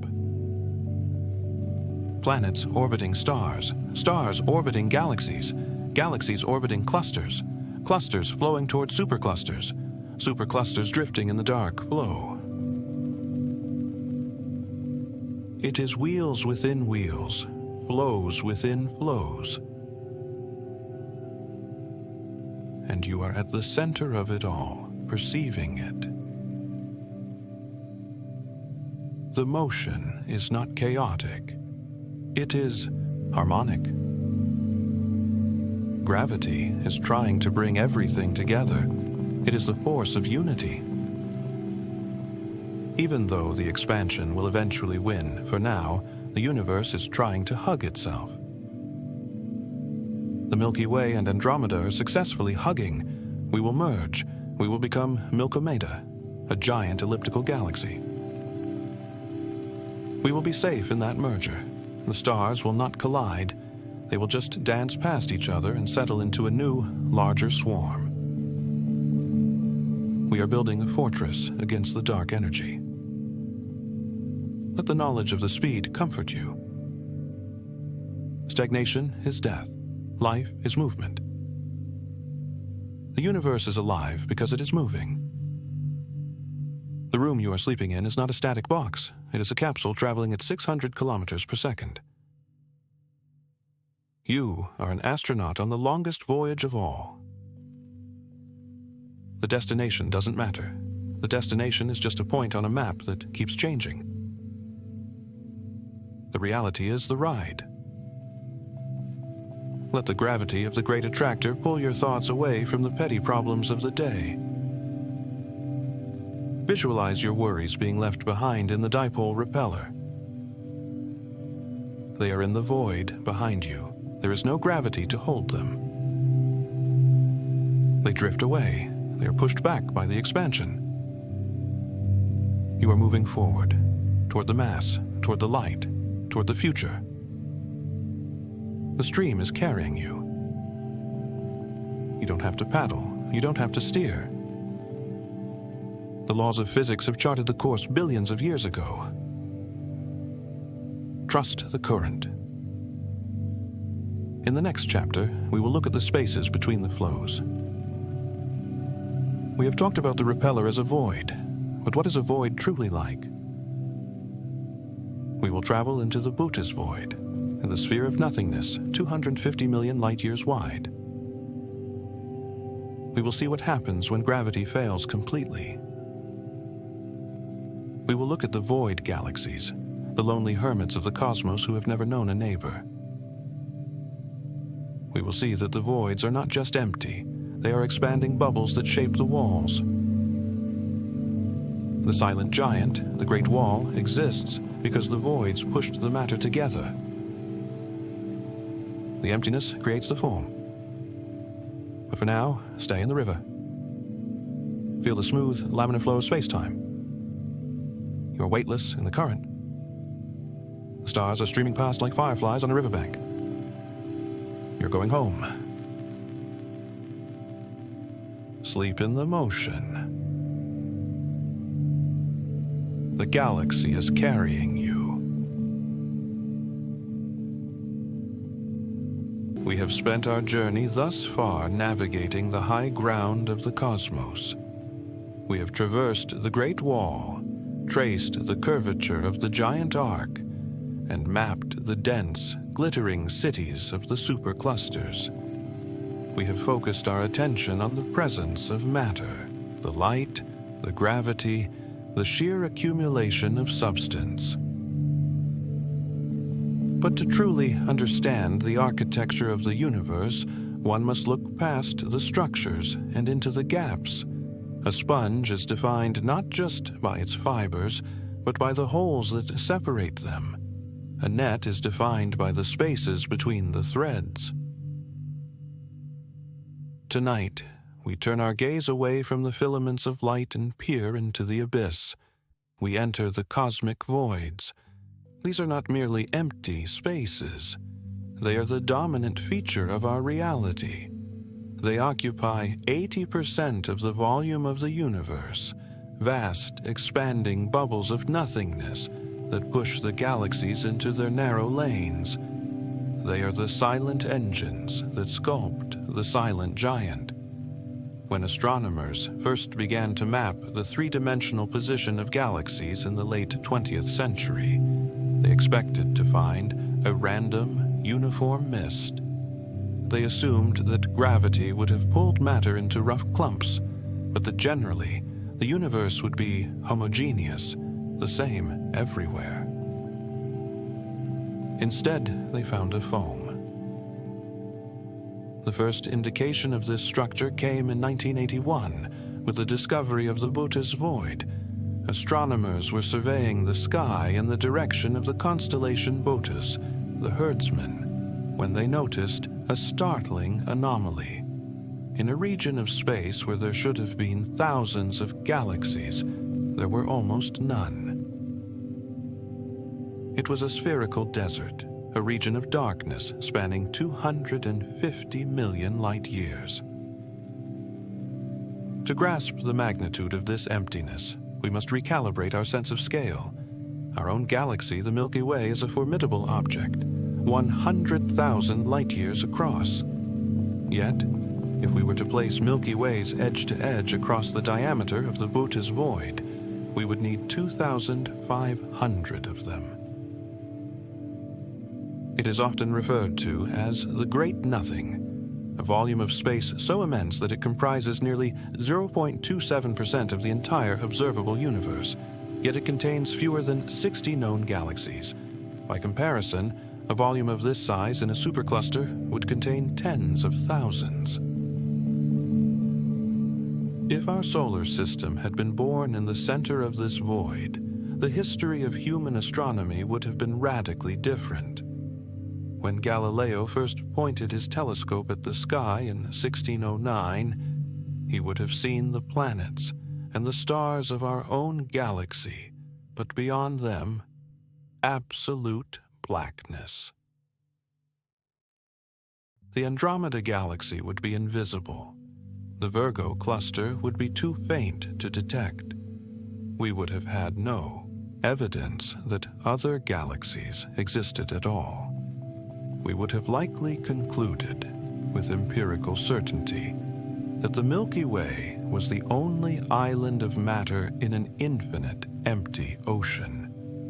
It was only with the advent of the most powerful modern instruments that we would have finally detected the faint glimmer of the void walls, hundreds of millions of light-years away.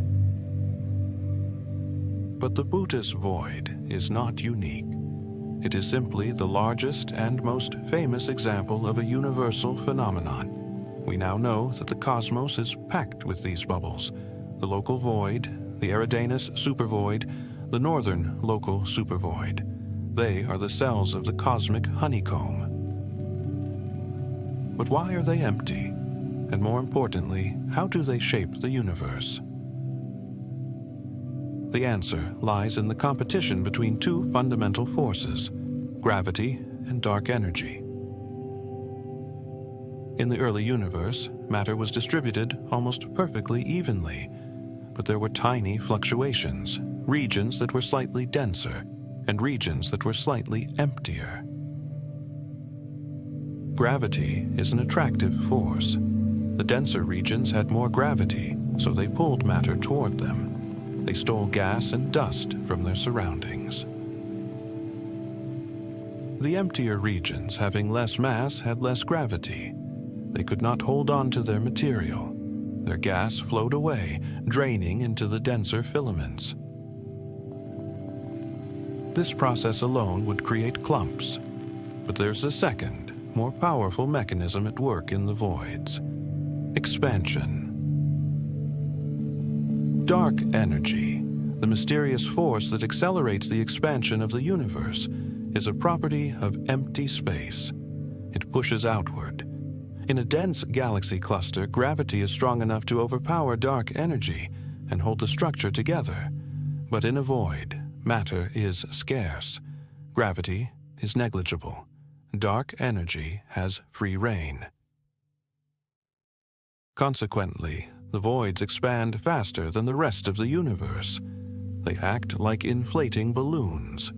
As they swell, they push against the matter that surrounds them. They squeeze the galaxies into the thin walls and filaments that separate the bubbles. So, the cosmic web is not just a structure built by gravitational attraction. It is a structure built by void repulsion. The filaments are the boundaries where expanding voids collide.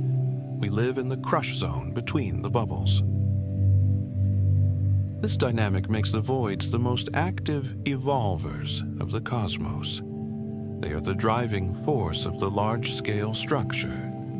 By expanding, they are actively clearing the space, sweeping the universe clean, and concentrating the interesting chemistry of stars and galaxies into tight, efficient lines. But the voids are not entirely dead. They contain a sparse population of inhabitants, the void galaxies. These are the hermits of the universe. They drift in the deep dark, millions of light years from their nearest neighbor. They offer astronomers a unique laboratory, a control group in the grand experiment of galaxy formation. Most galaxies, like the Milky Way, are shaped by their environment. We are social creatures. We have collided with other galaxies in the past, absorbed dwarf satellites, and had our gas stripped away by the pressure of the intergalactic medium. Our spiral shape is a record of these gravitational interactions. But a void galaxy has evolved in total isolation. It has never known a collision. It has never been disturbed. It is a pristine specimen, developing solely according to its own internal logic. When we study these lonely outposts, we find that they are often physically different from their urban cousins. They tend to be bluer, indicating active star formation. They are rich in neutral hydrogen gas. Why? Because in the busy filaments, the gas is hot. It is stirred up by shock waves and gravitational tides. Hot gas is difficult to capture. It resists collapsing into stars. But in the void, the environment is calm. The gas is cold. Streams of primordial hydrogen, leftover fuel from the Big Bang, can flow gently onto the void galaxies. This cold accretion feeds them a steady diet of material, allowing them to continue building stars long after many cluster galaxies have run out of fuel and gone dormant. These galaxies are often irregular in shape, or surprisingly small spirals.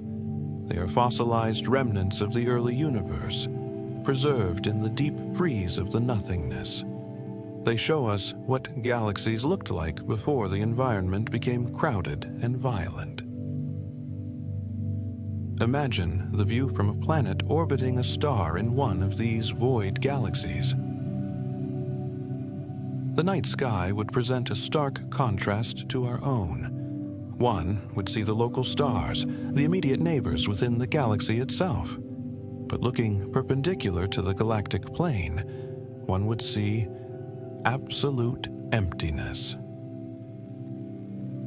There would be no background glow from nearby clusters, no faint smudges of Andromeda or Triangulum, just a sheer cliff dropping off into an abyss that stretches for hundreds of millions of light years.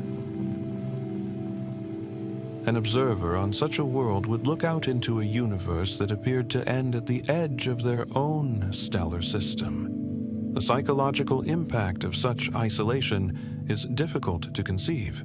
It is the ultimate solitude. Let us map the geography of these empty spaces. The universe, on this scale, resembles a biological tissue. It looks like the cross-section of a bone, or the cellular structure of a plant leaf. The voids are polyhedral. They have flat sides and sharp corners where they press against each other. They are stacked together like a 3D puzzle.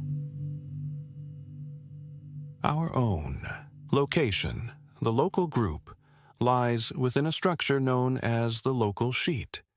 This is a flat, pancake-like arrangement of galaxies. We are bounded on one side by the local void. This is a region of emptiness that begins at the very edge of our galaxy group and extends for 150 million light years. It is vast, it is dark, and it is growing. In fact, the expansion of the local void is pushing us.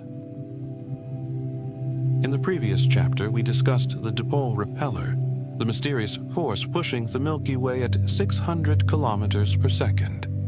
We now understand that this repeller is likely the local void itself. As the void expands, it exerts pressure. It sweeps the local sheet before it, pushing us toward the Virgo cluster and the Great Attractor. We are surfing on the wave front of an expanding bubble of nothingness.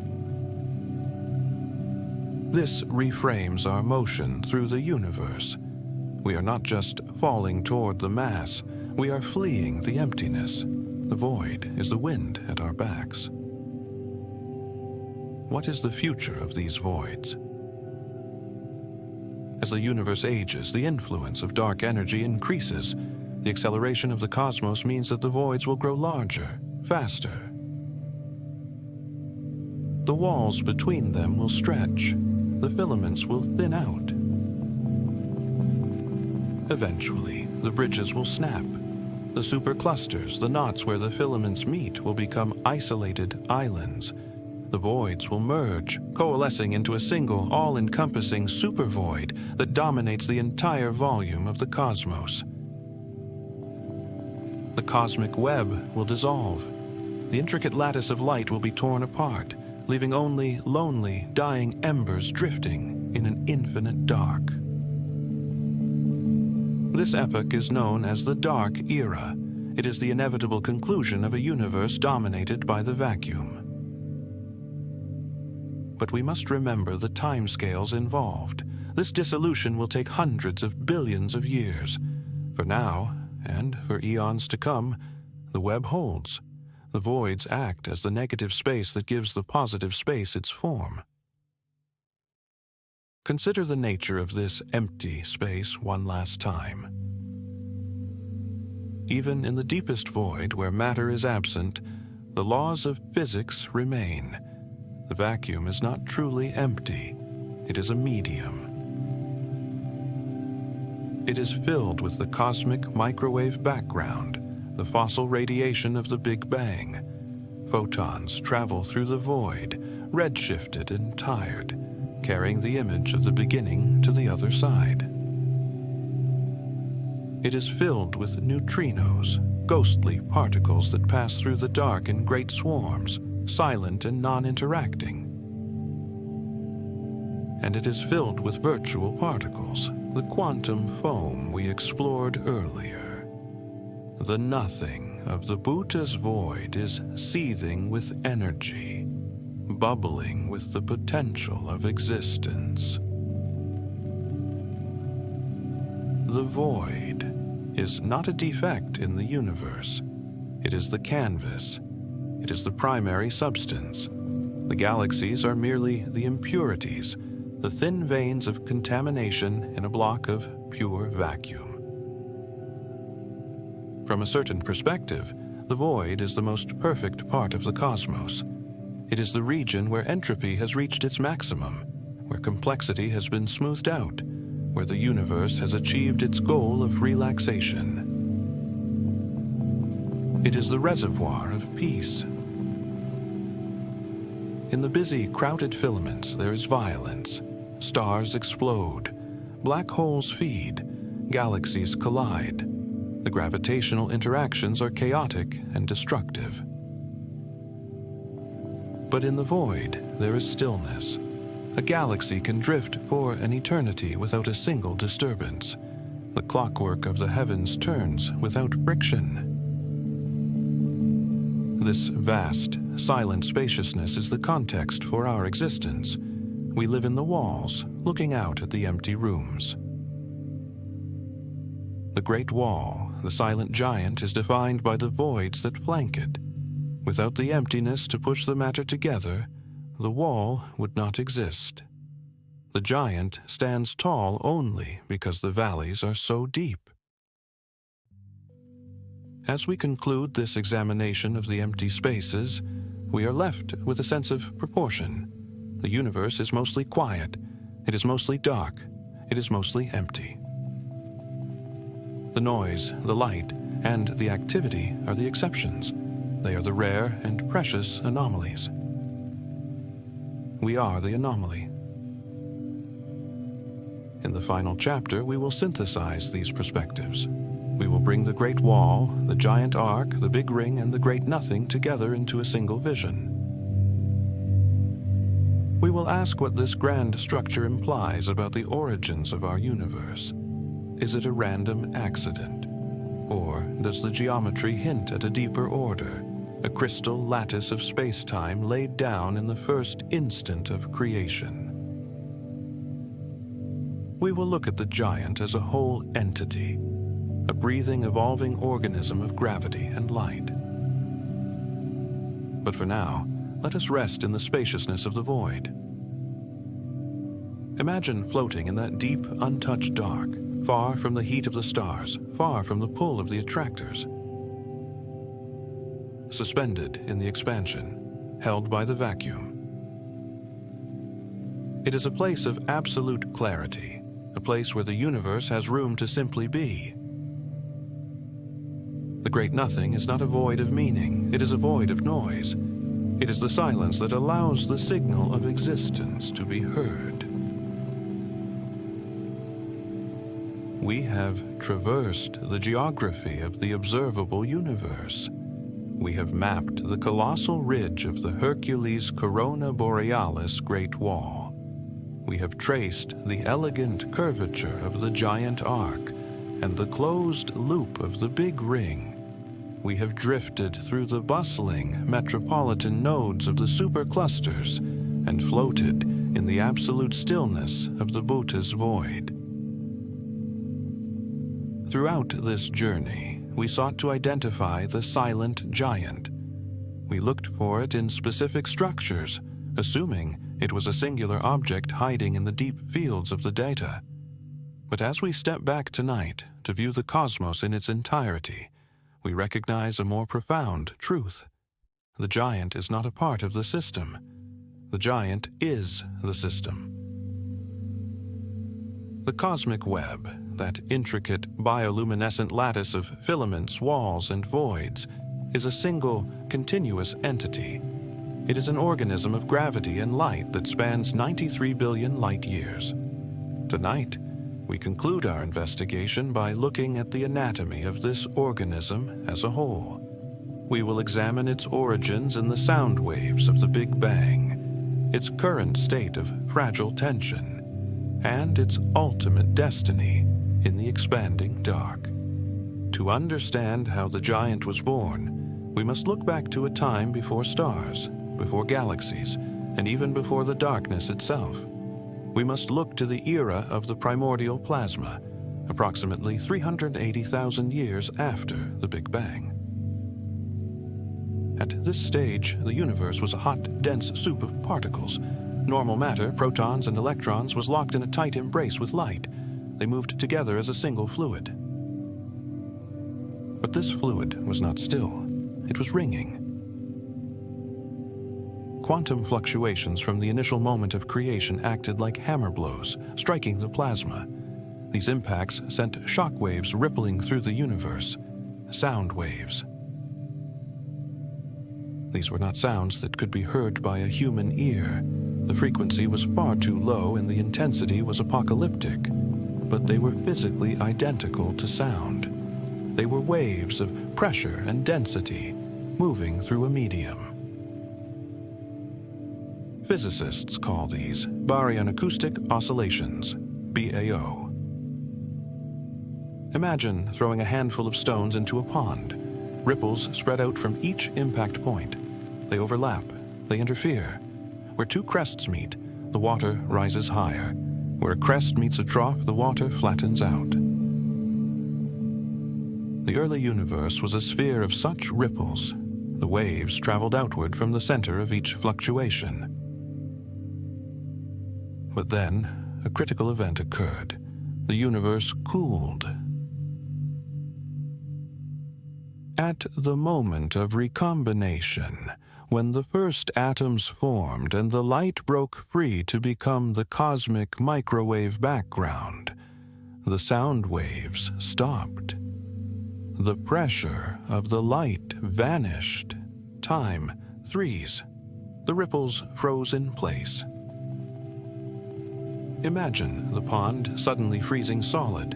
The waves would be preserved as ridges of ice. In the universe, these ridges were shells of slightly denser matter. They were vast spheres of gas, frozen at a specific size, the distance the sound wave had traveled before the universe cooled. That distance was approximately 500 million light-years, adjusted for expansion. These frozen ripples became the blueprints for the silent giant. Gravity took over. It pulled matter toward the ridges. The gas accumulated on the frozen wave fronts.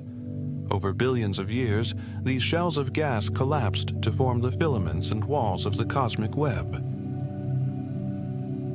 So, when we look at the Great Wall, or the distribution of galaxies in the sky, we are looking at the fossilized sound of the Big Bang. The structure of the universe is a visual representation of a primordial symphony. The galaxies are arranged along the crests of the notes. This explains the regularity. It explains why we see patterns. The universe is not a random scattering. It is a harmonic resonance. However, the structures we have discovered, the giant arc, the Big Ring, seem to challenge even this model.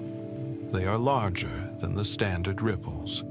They suggest that there were base notes in the early universe, deeper and longer than our current theories account for. Perhaps these larger structures are the result of cosmic strings, defects in the fabric of space that acted as seeds for matter. Or perhaps they are evidence of a conformal cyclic cosmology, echoes from a universe that existed before our own. Whatever their origin, they reveal that the silent giant has a skeleton. It has a rigid, geometric understructure that dictates where the stars are allowed to shine. Let us consider the physiology of this giant today. How does it move? How does it breathe? It is governed by two opposing forces, the inhale of gravity and the exhale of dark energy. Gravity is the force of connection. It dominates the small scales. Inside the galaxy clusters, the knots of the web, gravity is winning. Matter is falling inward. The Virgo cluster is pulling the local group. The great attractor is pulling the Virgo cluster. Inside these nodes, the universe is consolidating. It is building fortresses against the dark. But on the large scales, the scales of the filaments and the voids, dark energy is winning. Dark energy creates space. It is stretching the voids. It is pushing the nodes apart. This creates a state of tension. The filaments are being pulled taut.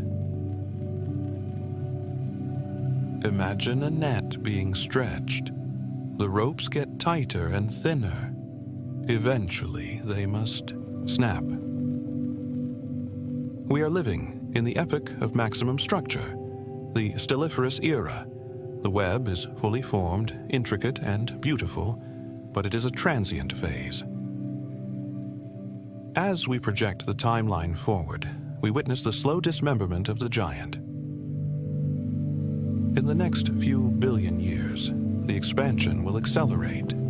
The voids will grow so large that they will consume the walls. The filaments connecting the superclusters will thin out. The flow of intergalactic gas, the lifeblood of the galaxies, will be cut off. The bridges will fall. The superclusters will become island universes. Our own local island will be the merged product of the Milky Way, Andromeda, and the rest of the local group. We will be a single, massive, elliptical galaxy, glowing steadily in the dark. But we will be alone.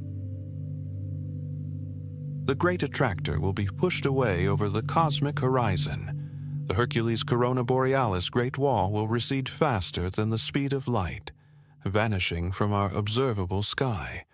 The Big Ring will drift into the unobservable regions. The giant will lose its limbs. The connections will be severed. Future astronomers, born on a planet around a red dwarf star in this distant era, will look up and see a very different cosmos. Their telescopes will reveal the stars of their own galaxy and perhaps the faint glow of the cluster they inhabit. But beyond that halo, they will see only absolute empty blackness. They will have no evidence of the cosmic web. They will have no evidence of the Big Bang. The microwave background will have faded to invisibility. They will have no evidence of the expansion. They will likely conclude that their galaxy is the entirety of existence, a static, lonely island in an eternal void. This realization bestows upon us a heavy privilege. We are the witnesses. We live in the brief window of cosmic time where the silent giant is visible. We can see the connections before they break. We can read the history of the universe written in the arrangement of the galaxies. We are the archivists of the web. Let us visualize the giant as it stands today. Imagine zooming out to a scale where the entire observable universe fits in your field of view, a sphere 93 billion light-years across. It glows faintly with a spider silk luminescence. The Laniakea supercluster is just a small, fern-like branch near the center. The Great Wall is a dense ridge in the northern hemisphere. The voids are dark bubbles expanding slowly. It does not look random. It looks organic. Some astrophysicists have noted the striking similarity between the cosmic web and the neural network of a biological brain. In a brain, neurons are connected by axons. In the universe, galaxy clusters are connected by filaments. The mathematical ratios of connectivity, clustering, and network density are surprisingly similar. Is this evidence of a cosmic consciousness? Likely not. It is more likely evidence of the universality of physics. The laws of growth, whether for a cell or a galaxy, follow the same rules of efficiency. Nature builds networks because networks are the most efficient way to organize complexity. But the resemblance is poetic. It suggests that we are living inside a structure that shares the geometry of thought. Consider our place within this anatomy. We are located in a filament. We are not in the crowded core of a cluster, nor in the desolate emptiness of a void. We are in the suburbs. This location is significant. If we were in the center of the Virgo cluster, the night sky would be blindingly bright with neighboring galaxies. Frequent gravitational disruptions would destabilize our solar system. Life might be difficult to sustain in such a chaotic environment. If we were in the center of the Bhutas void, we would be starved of resources. We would have no metals, no heavy elements flowing in from the web. We are in the Goldilocks zone of the universe's structure. Dense enough to have materials for planets and life, isolated enough to remain stable for billions of years. The silent giant cradles us in one of its quieter arms. As we contemplate this vastness, a question arises. Does the giant have an end? We see the edge of the observable universe, but we know the structure continues beyond. The theory of inflation suggests that the whole universe is vastly larger than the part we can see. It might be infinite. If it is infinite, then the cosmic web extends forever. Infinite filaments, infinite walls, infinite voids. An endless repetition of the pattern. Somewhere, far beyond our horizon, there might be other great walls even larger than the one we see. There might be rings of galaxies that encircle entire sub-universes. The giant we see is just a limb of a creature that has no boundaries.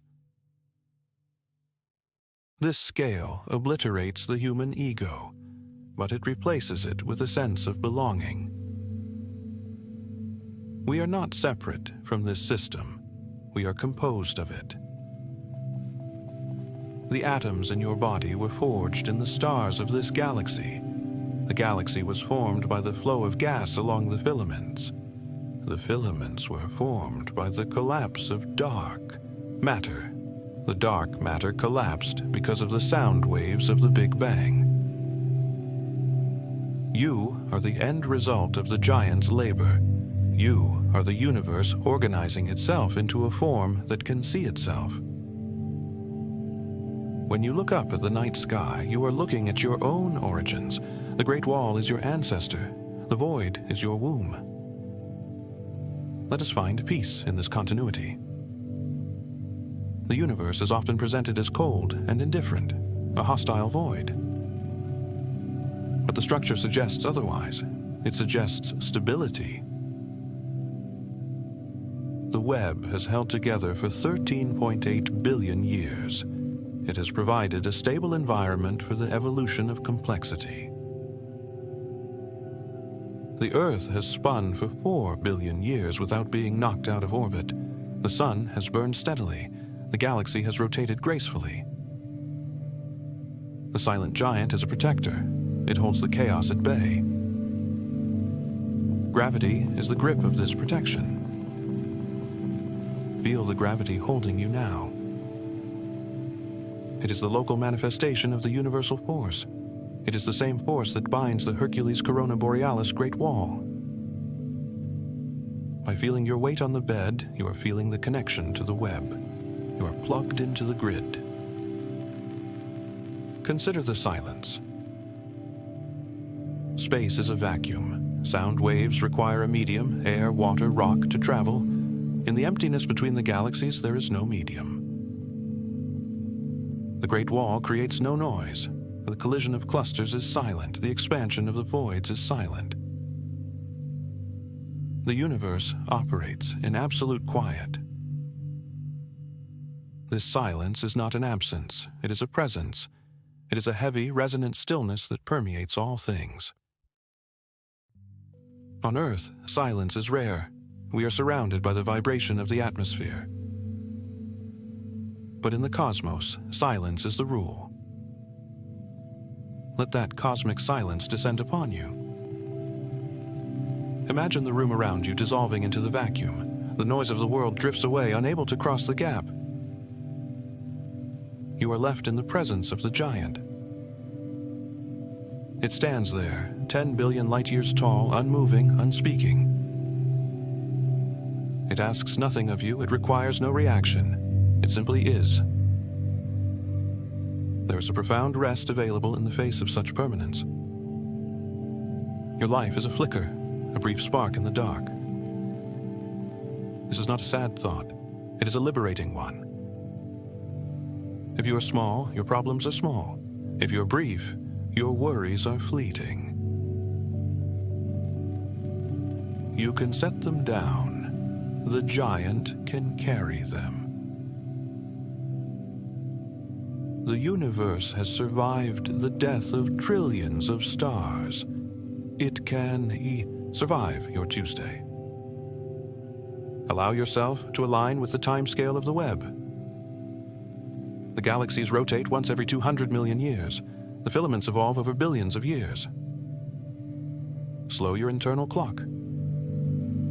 There is no rush. The expansion is slow. The cooling is gradual.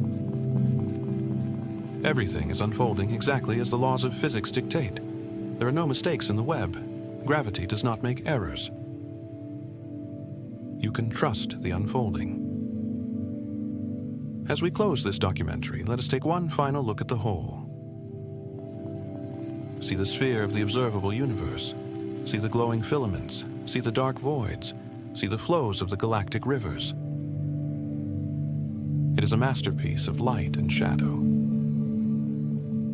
And it is expanding. The sphere is getting larger, and the voids are opening up. The universe is breathing out. It is exhaling into the future. Join that exhalation. Release the tension. Let the darkness of the voids fill your mind. Let the light of the filaments guide your dreams. You are safe in the structure. You are held by the gravity. You are part of the giant. The web is vast. The night is deep.